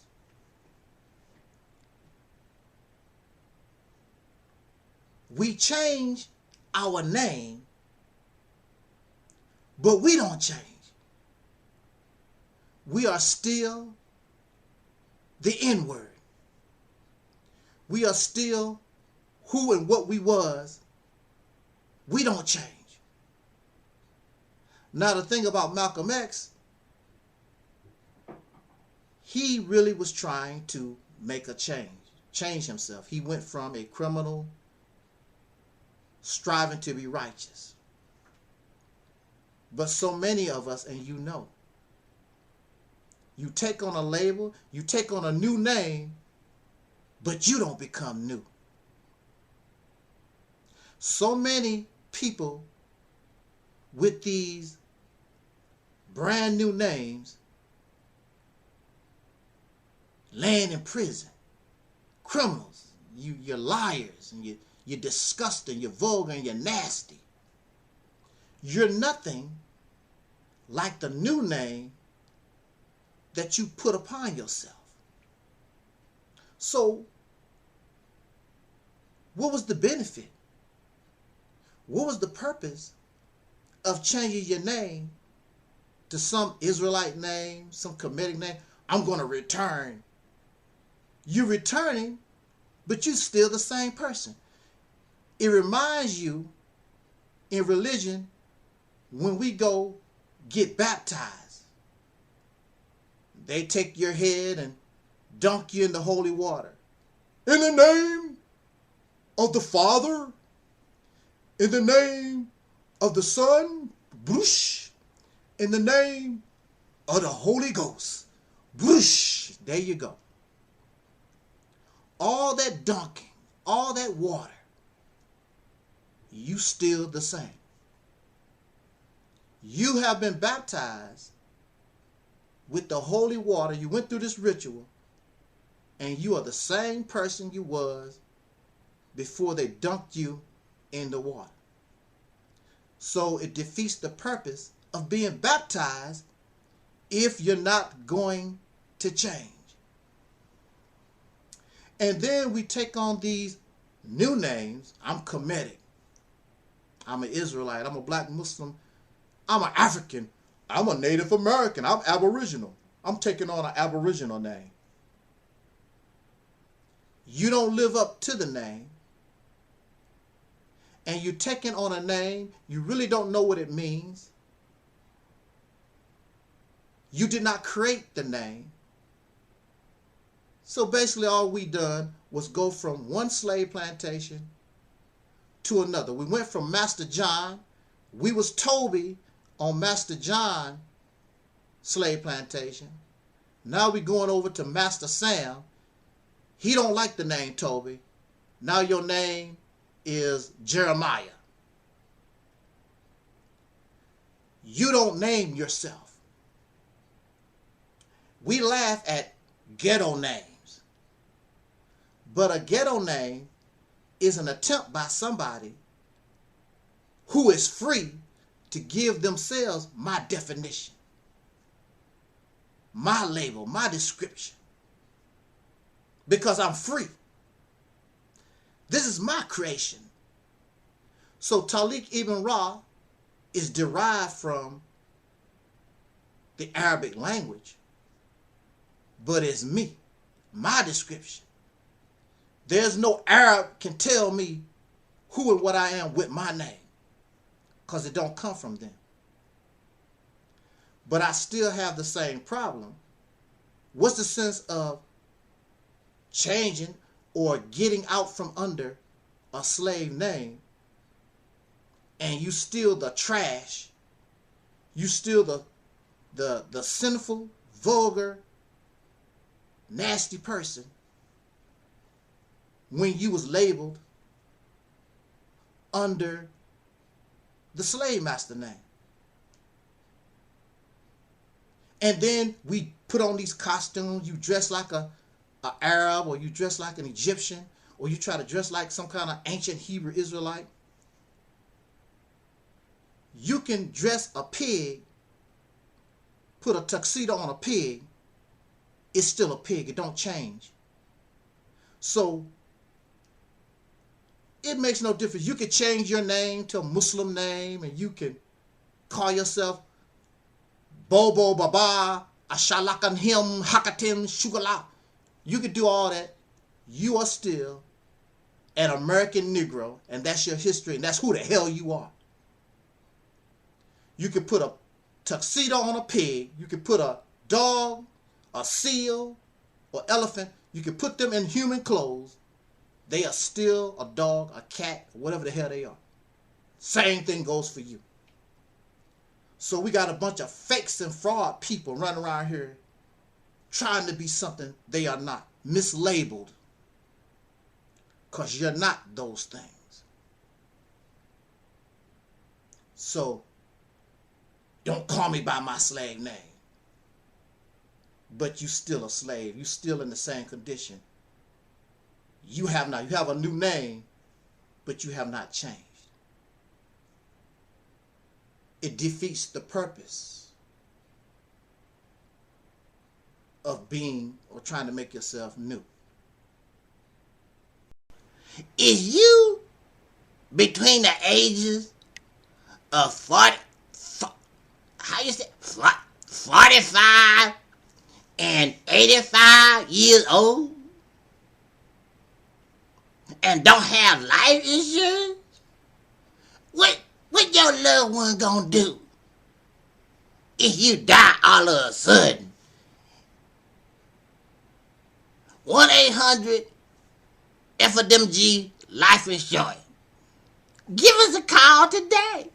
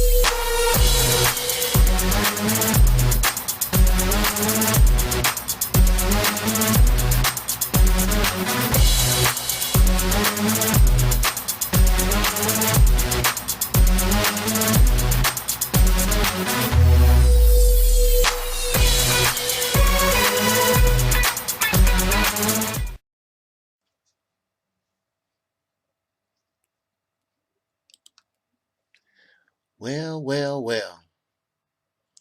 It looks like our friend and our Savior, the Honorable Minister Louis Farrakhan, is finally calling it quits. This month's Savior's Day address. The theme is the Swan Song. And for those who are familiar with that language, the Swan Song is in reference to those who are taking their final bow for whatever reason. It doesn't necessarily mean they are getting ready to die, but they are calling it quits, retire. In this case, it's not about retirement. It is about death, because people like this don't retire. They have to die. So it's not about retirement. It's not about happily passing the torch to a new generation, because they're too arrogant, too vain, too grandiose. The all-knowing. Nobody is like me. So it is the Swan Song because I'm getting ready to die. And death comes to all of us, so such is expected. But this is the only reason why a person like this would entitle a theme called the Swan Song.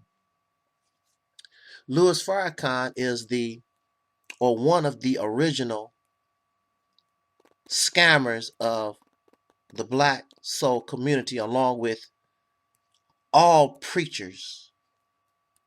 I'm not going to say all, because some are very sincere and they work within what they know and they have tried to help us. Then there are those who scam. There are those who are frauds. And whenever you take money from people making promises, or you sell a defective product, that is fraud, that is scamming, and that is what Louis Farrakhan has done for over 40 years and continue to do, and will continue to do in death, because you will still have people who believe in the scam, who believe in the fraud, even after this man is physically dead. Last year, because of his sickness, because of his health, the Savior's Day speech was given to Ishmael Muhammad. And Ishmael Muhammad gave the Savior's Day address and talk. But of course, this man, being grandiose and vain, a praise seeker, he could not just leave the spotlight for Ishmael Muhammad and his boring ass speech. He had to bring his cripple ass out to the podium and sit down, and he talked for about 3 hours or so. What was the purpose of having Ishmael Muhammad give the Savior's Day address and you come out right after him and speak another and talk another 3 hours? You might as well gave the Savior's Day address something that you want to do anyway, because this is yours, this is mine. I built this. It's all about him. It's not about the believers. It's about praising him, worshiping him. This man actually gave a 5-hour speech talking about himself and how great he is. And people applauding, talking about how perfect he is. I have evolved. I have matured. I'm perfect. And then he turned to his cronies Haven't I changed through the years?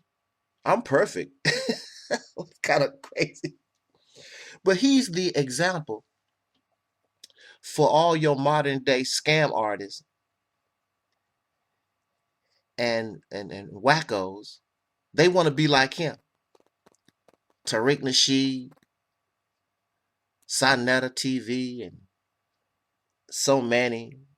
Dr. Umar Johnson. Most of these people have good things to say about Louis Farrakhan. They want to meet him. They want to be Boyce Watkins.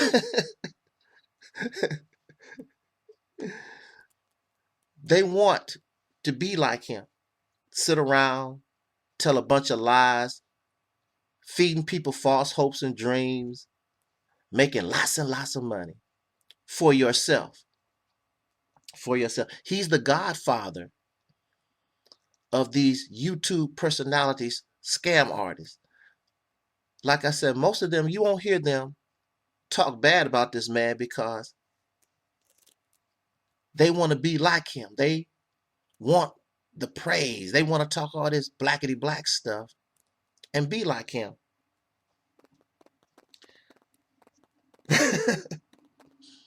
So this man has been talking for 40 some years.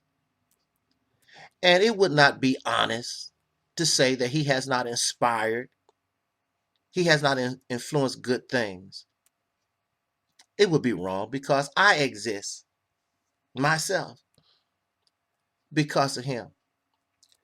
But like a brother always told me, it is what it is. He's a scam artist. He's grandiose, a celebrity seeker, greedy, selfish person, vain. He takes for 40 some years, he's take and have given very little back. For every dollar this man has taken from the black community, how much has he returned? Now, we don't even expect you to be perfect. Nobody's perfect. And sometimes we do things and they don't work. But when you see less than 10% coming back to you after you have invested all these millions of dollars over the years, how is that acceptable? That's not acceptable to me. The only thing we have gotten is pretty speeches, a bunch of tough talk. You ain't gonna bust a grape. Justice or else. Justice or else what? We don't turn the other cheek. Okay. So what did you do violent except kill Malcolm? Beat up on your own people that you claim you love. You done that. You don't turn the other cheek when it comes to black folks, soul brothers and sisters. You done that. These people take millions of dollars from the naive and the ignorant, no different from any other preacher, pastor, minister. And then when you ask them about these things, oh, you a hater, you jealous. Why are you taking our money and our time and they give you for excuses? Woulda, shoulda, coulda. So here I am. Personally, I gave and helped this man for 9 years. And quite honestly, I cannot show you anything of benefit out of the whole 9 years. I mean, nothing. I can't show you anything at all.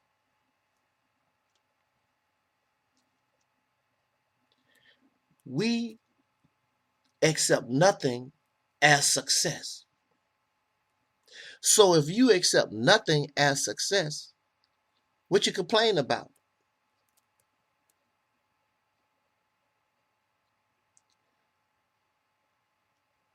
This is what makes me angry, because we deserve better. Nobody in reality is expecting some kind of perfection. But at the same time, when we see, or when you know that you make these promises and you know that you cannot do what you promise. God is going to do this, and God and the Honorable Elijah Muhammad is. Where is all this stuff? Over or close to 100 years.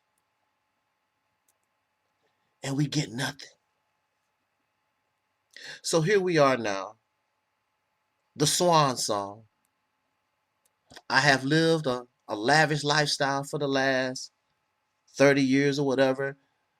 These dumbass people have made me rich like any other preacher, T.D. Jakes and Joel Osteen and what's her name, that woman, the white woman, I forgot, Joyce Myers. They just take and they take and leave you and me in La La Land. Farrakhan is so great. He takes the credit that other people do, and he had nothing to do with it. The Honorable Elijah Muhammad, the Honorable Minister Farrakhan do. No, that's what you do. You raised the money. He didn't give you a dime. Farrakhan don't even promote his own people.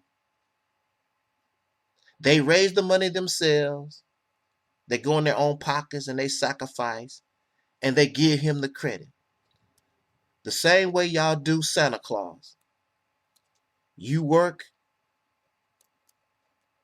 5 days a week, 40 hours a week, and you save your money, and you go out and buy these presents for your children, and then you give the credit to Santa Claus. So we have people like Brother Ben X and others who go out and they raise their little dimes and dollars and do all the work. Farrakhan gives them no support at all. He does not donate to their projects, and they give him all the credit. This is a shame. I don't want credit unless I earn it myself. I don't want unearned credit. I don't want unearned praise. But you have people like this, that's what they live for. Self-serving, vain, praise seeker. And he's gotten away with it for over 40 some years. And now it's the swan song. It's a swan song for him. But the swan is not going to die, because you're going to have some other parasite, some other leech waiting to take his place. Well, if they not going to give their money to Farrakhan, maybe they give it to Taalik or Boyce Watkins or somebody. Or maybe Ben X. So the swan song of deceit and deception and scamming continues. I would say don't fall for the Kool-Aid, don't drink the Kool-Aid, but as you can see, that warning, you don't. I don't do cocaine. I want to make. I do not do cocaine. No. I do not do cocaine. I don't do cocaine. But these people pay me to advertise, so I'm going to advertise because they pay they pay Sniffer to advertise. Now, if y'all do go cocaine, don't say Sniffy taught you to do cocaine. Cause I don't do cocaine. No. That ain't the reason why I sniff. No. Now, there's some of y'all that like methamphetamine. Okay? Alright. So go get your bag of methamphetamine. Okay? That'll help you, whatever your problem is, get you a bag of methamphetamine.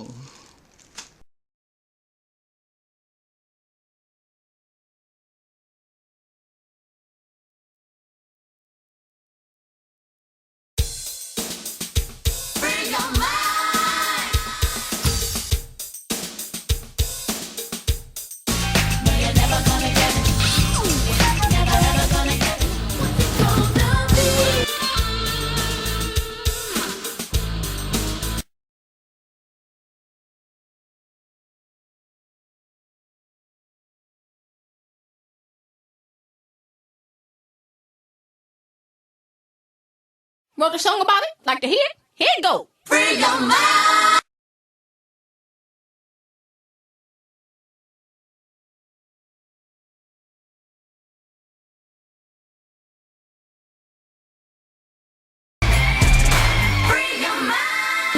Hey! Merry Christmas, everyone. Happy holidays! Happy New Year that's coming! EnVogue t-shirts! Yay! Woohoo! We have other styles too, so make sure you check out our website. Definitely. Happy holidays. Happy holidays.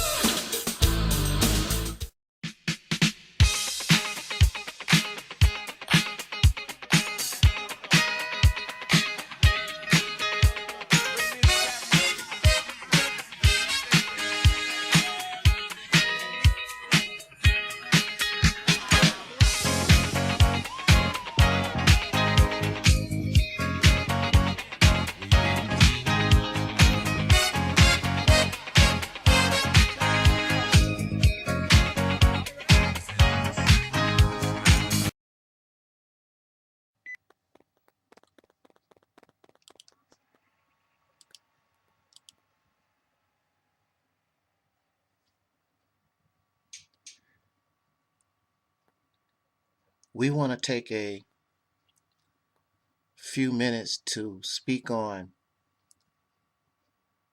this conflict reported in the news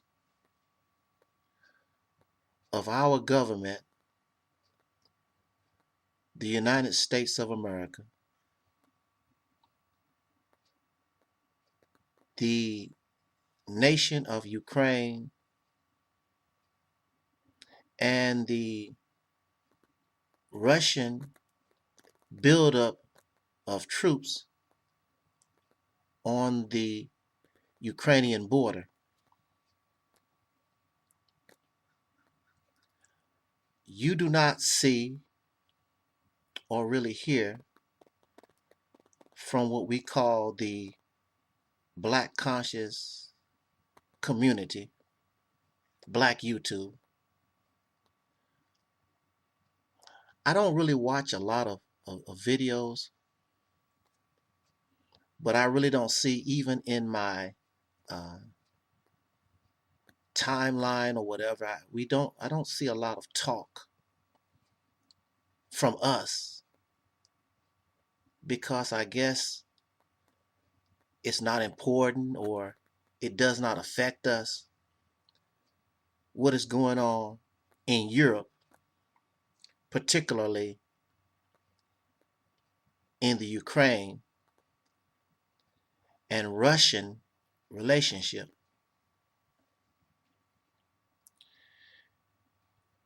I don't know why Ukraine is so important. I'm pretty sure some of y'all might do. But what we do observe is this small nation who wants to continue to be independent and not fall under the submission of a mightier power. But Ukraine is not alone. Ukraine has the backup support of our nation, or this nation, the United States of America, and NATO in general.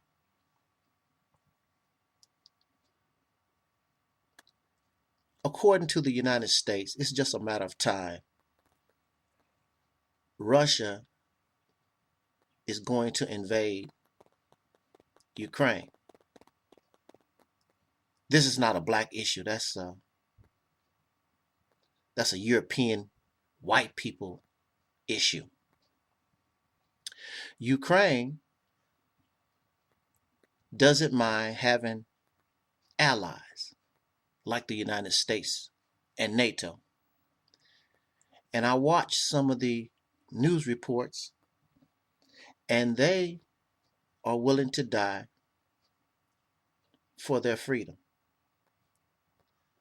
Unlike the African American, the black conscious community, don't believe in allies, not even African allies. You have no African allies.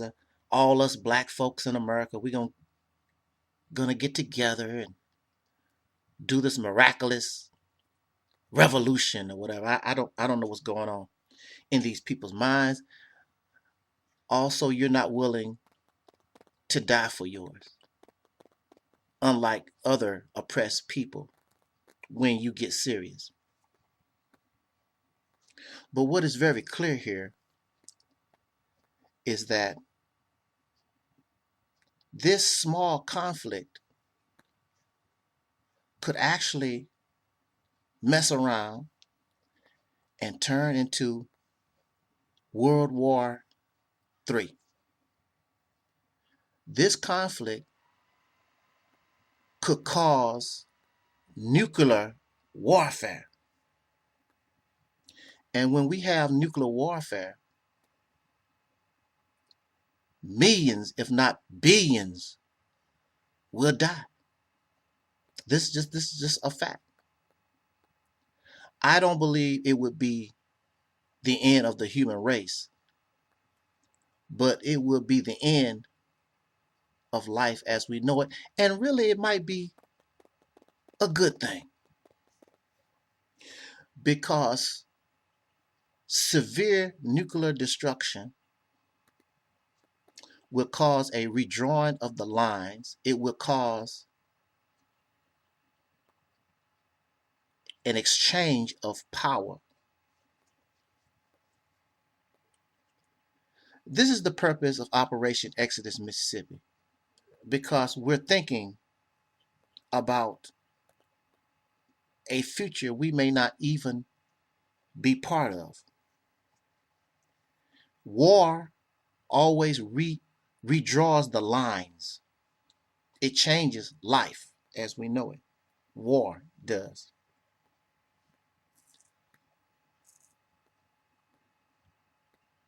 Operation Exodus Mississippi, had it been implemented, then we could secure our space before this kind of tragedy. And see, what must be understood, not only man-made disasters like war changes things, but natural disasters like drought, famine, earthquakes, it's so many things that can cause severe destruction that changes life as we know it. We are living probably towards the end of a pandemic. And I really, myself, I don't consider this coronavirus a pandemic. A real pandemic, to me, people would be dying so fast and quick. The morgues and the hospitals just could not keep up. You would have dead bodies in houses and in the streets. And I can guarantee you, it would be taken very, very serious. This pandemic, for many of us, we don't take serious. It's not enough death.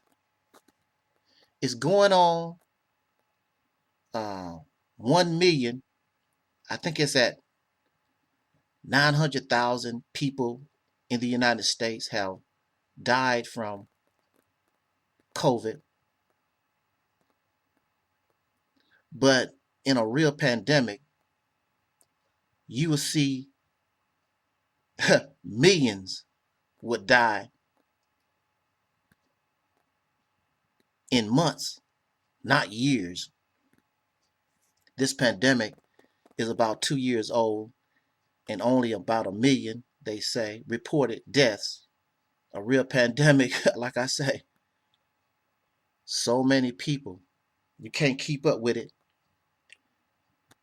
And if you go back to the early 1900s, I believe it was the Spanish flu or the bubonic plague, when people were dying like that, they wasn't acting the way we act. Folks was really killing over. It was serious business.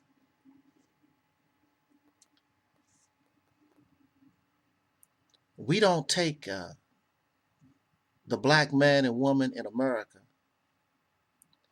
We don't take things serious, and we don't have a vision of the future.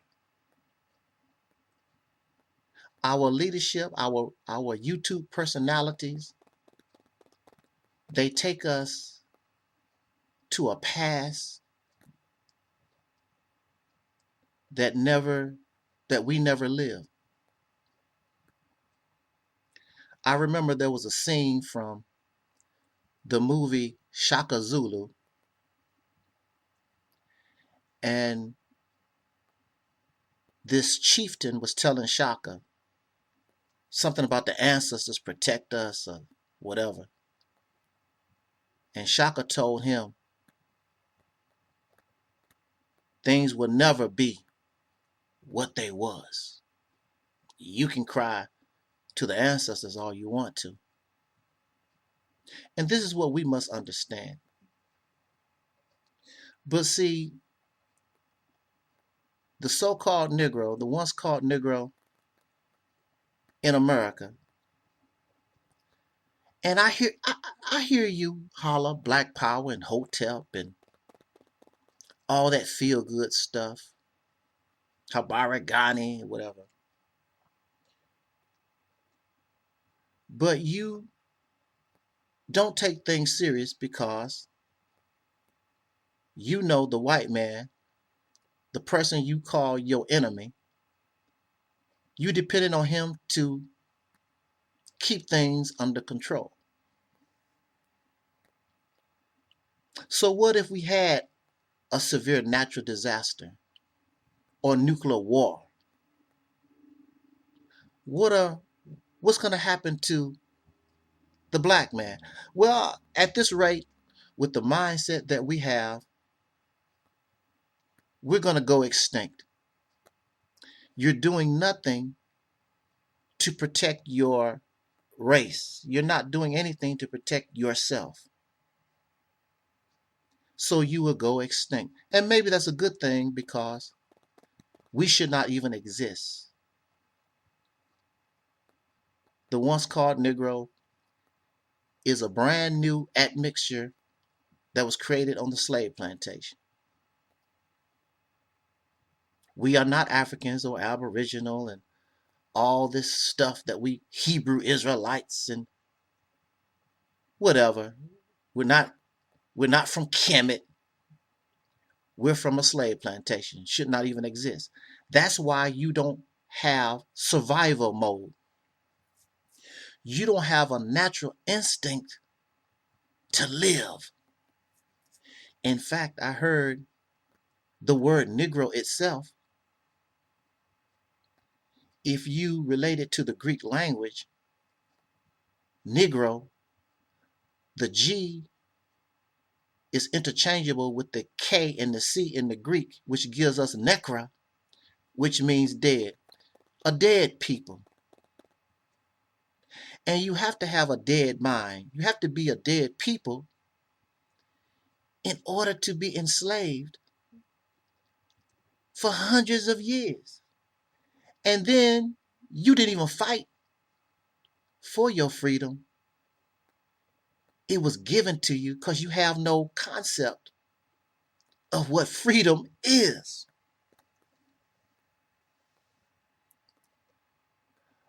So after a natural disaster or man-made disaster, Operation Exodus Mississippi, the idea is to secure your place so you can have yours in the aftermath. But if this kicked off right now, you would have nothing. Others are already in certain positions to get theirs. You are divided. You are so filled with, you're so tribal and hateful toward each other. This change would cause your extinction. And again, maybe World War III is good because after such nuclear destruction and havoc, nobody's not even going to be thinking about race anyway. It's about human survival. And maybe this would be a good thing. No black, no white, no Chinese, no red man. Do you want to live as a human or die? That's what it's going to come down to. Jot down your comments. Prejudice. Wrote a song about it. Like to hear it? Here it go. Free your mind.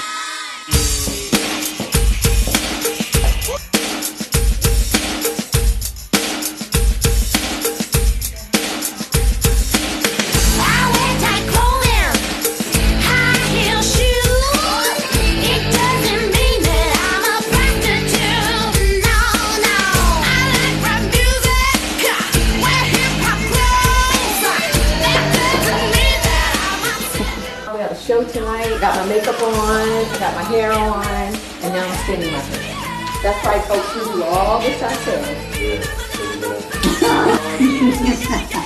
One more time. Y'all ready? Ed. It doesn't mean I don't like my strong black brothers.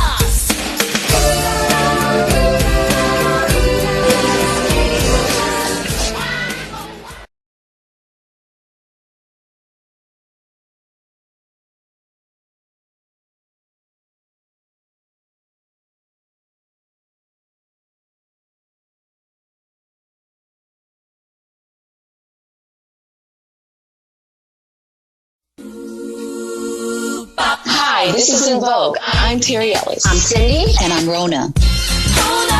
And in honor of Women's History Month, we will share our Fly Files, 10 hip-hop and R&B songs from the 90s and 2000s that are personal favorites of ours and all performed by women.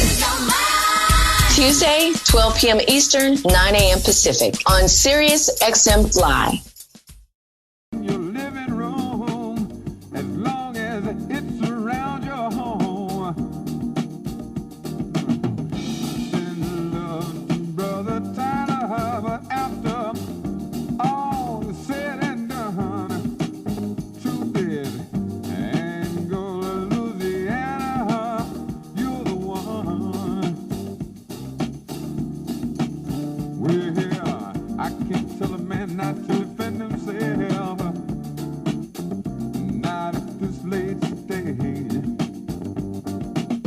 Can't tell a man he ain't got no right to nowhere. Not in this day.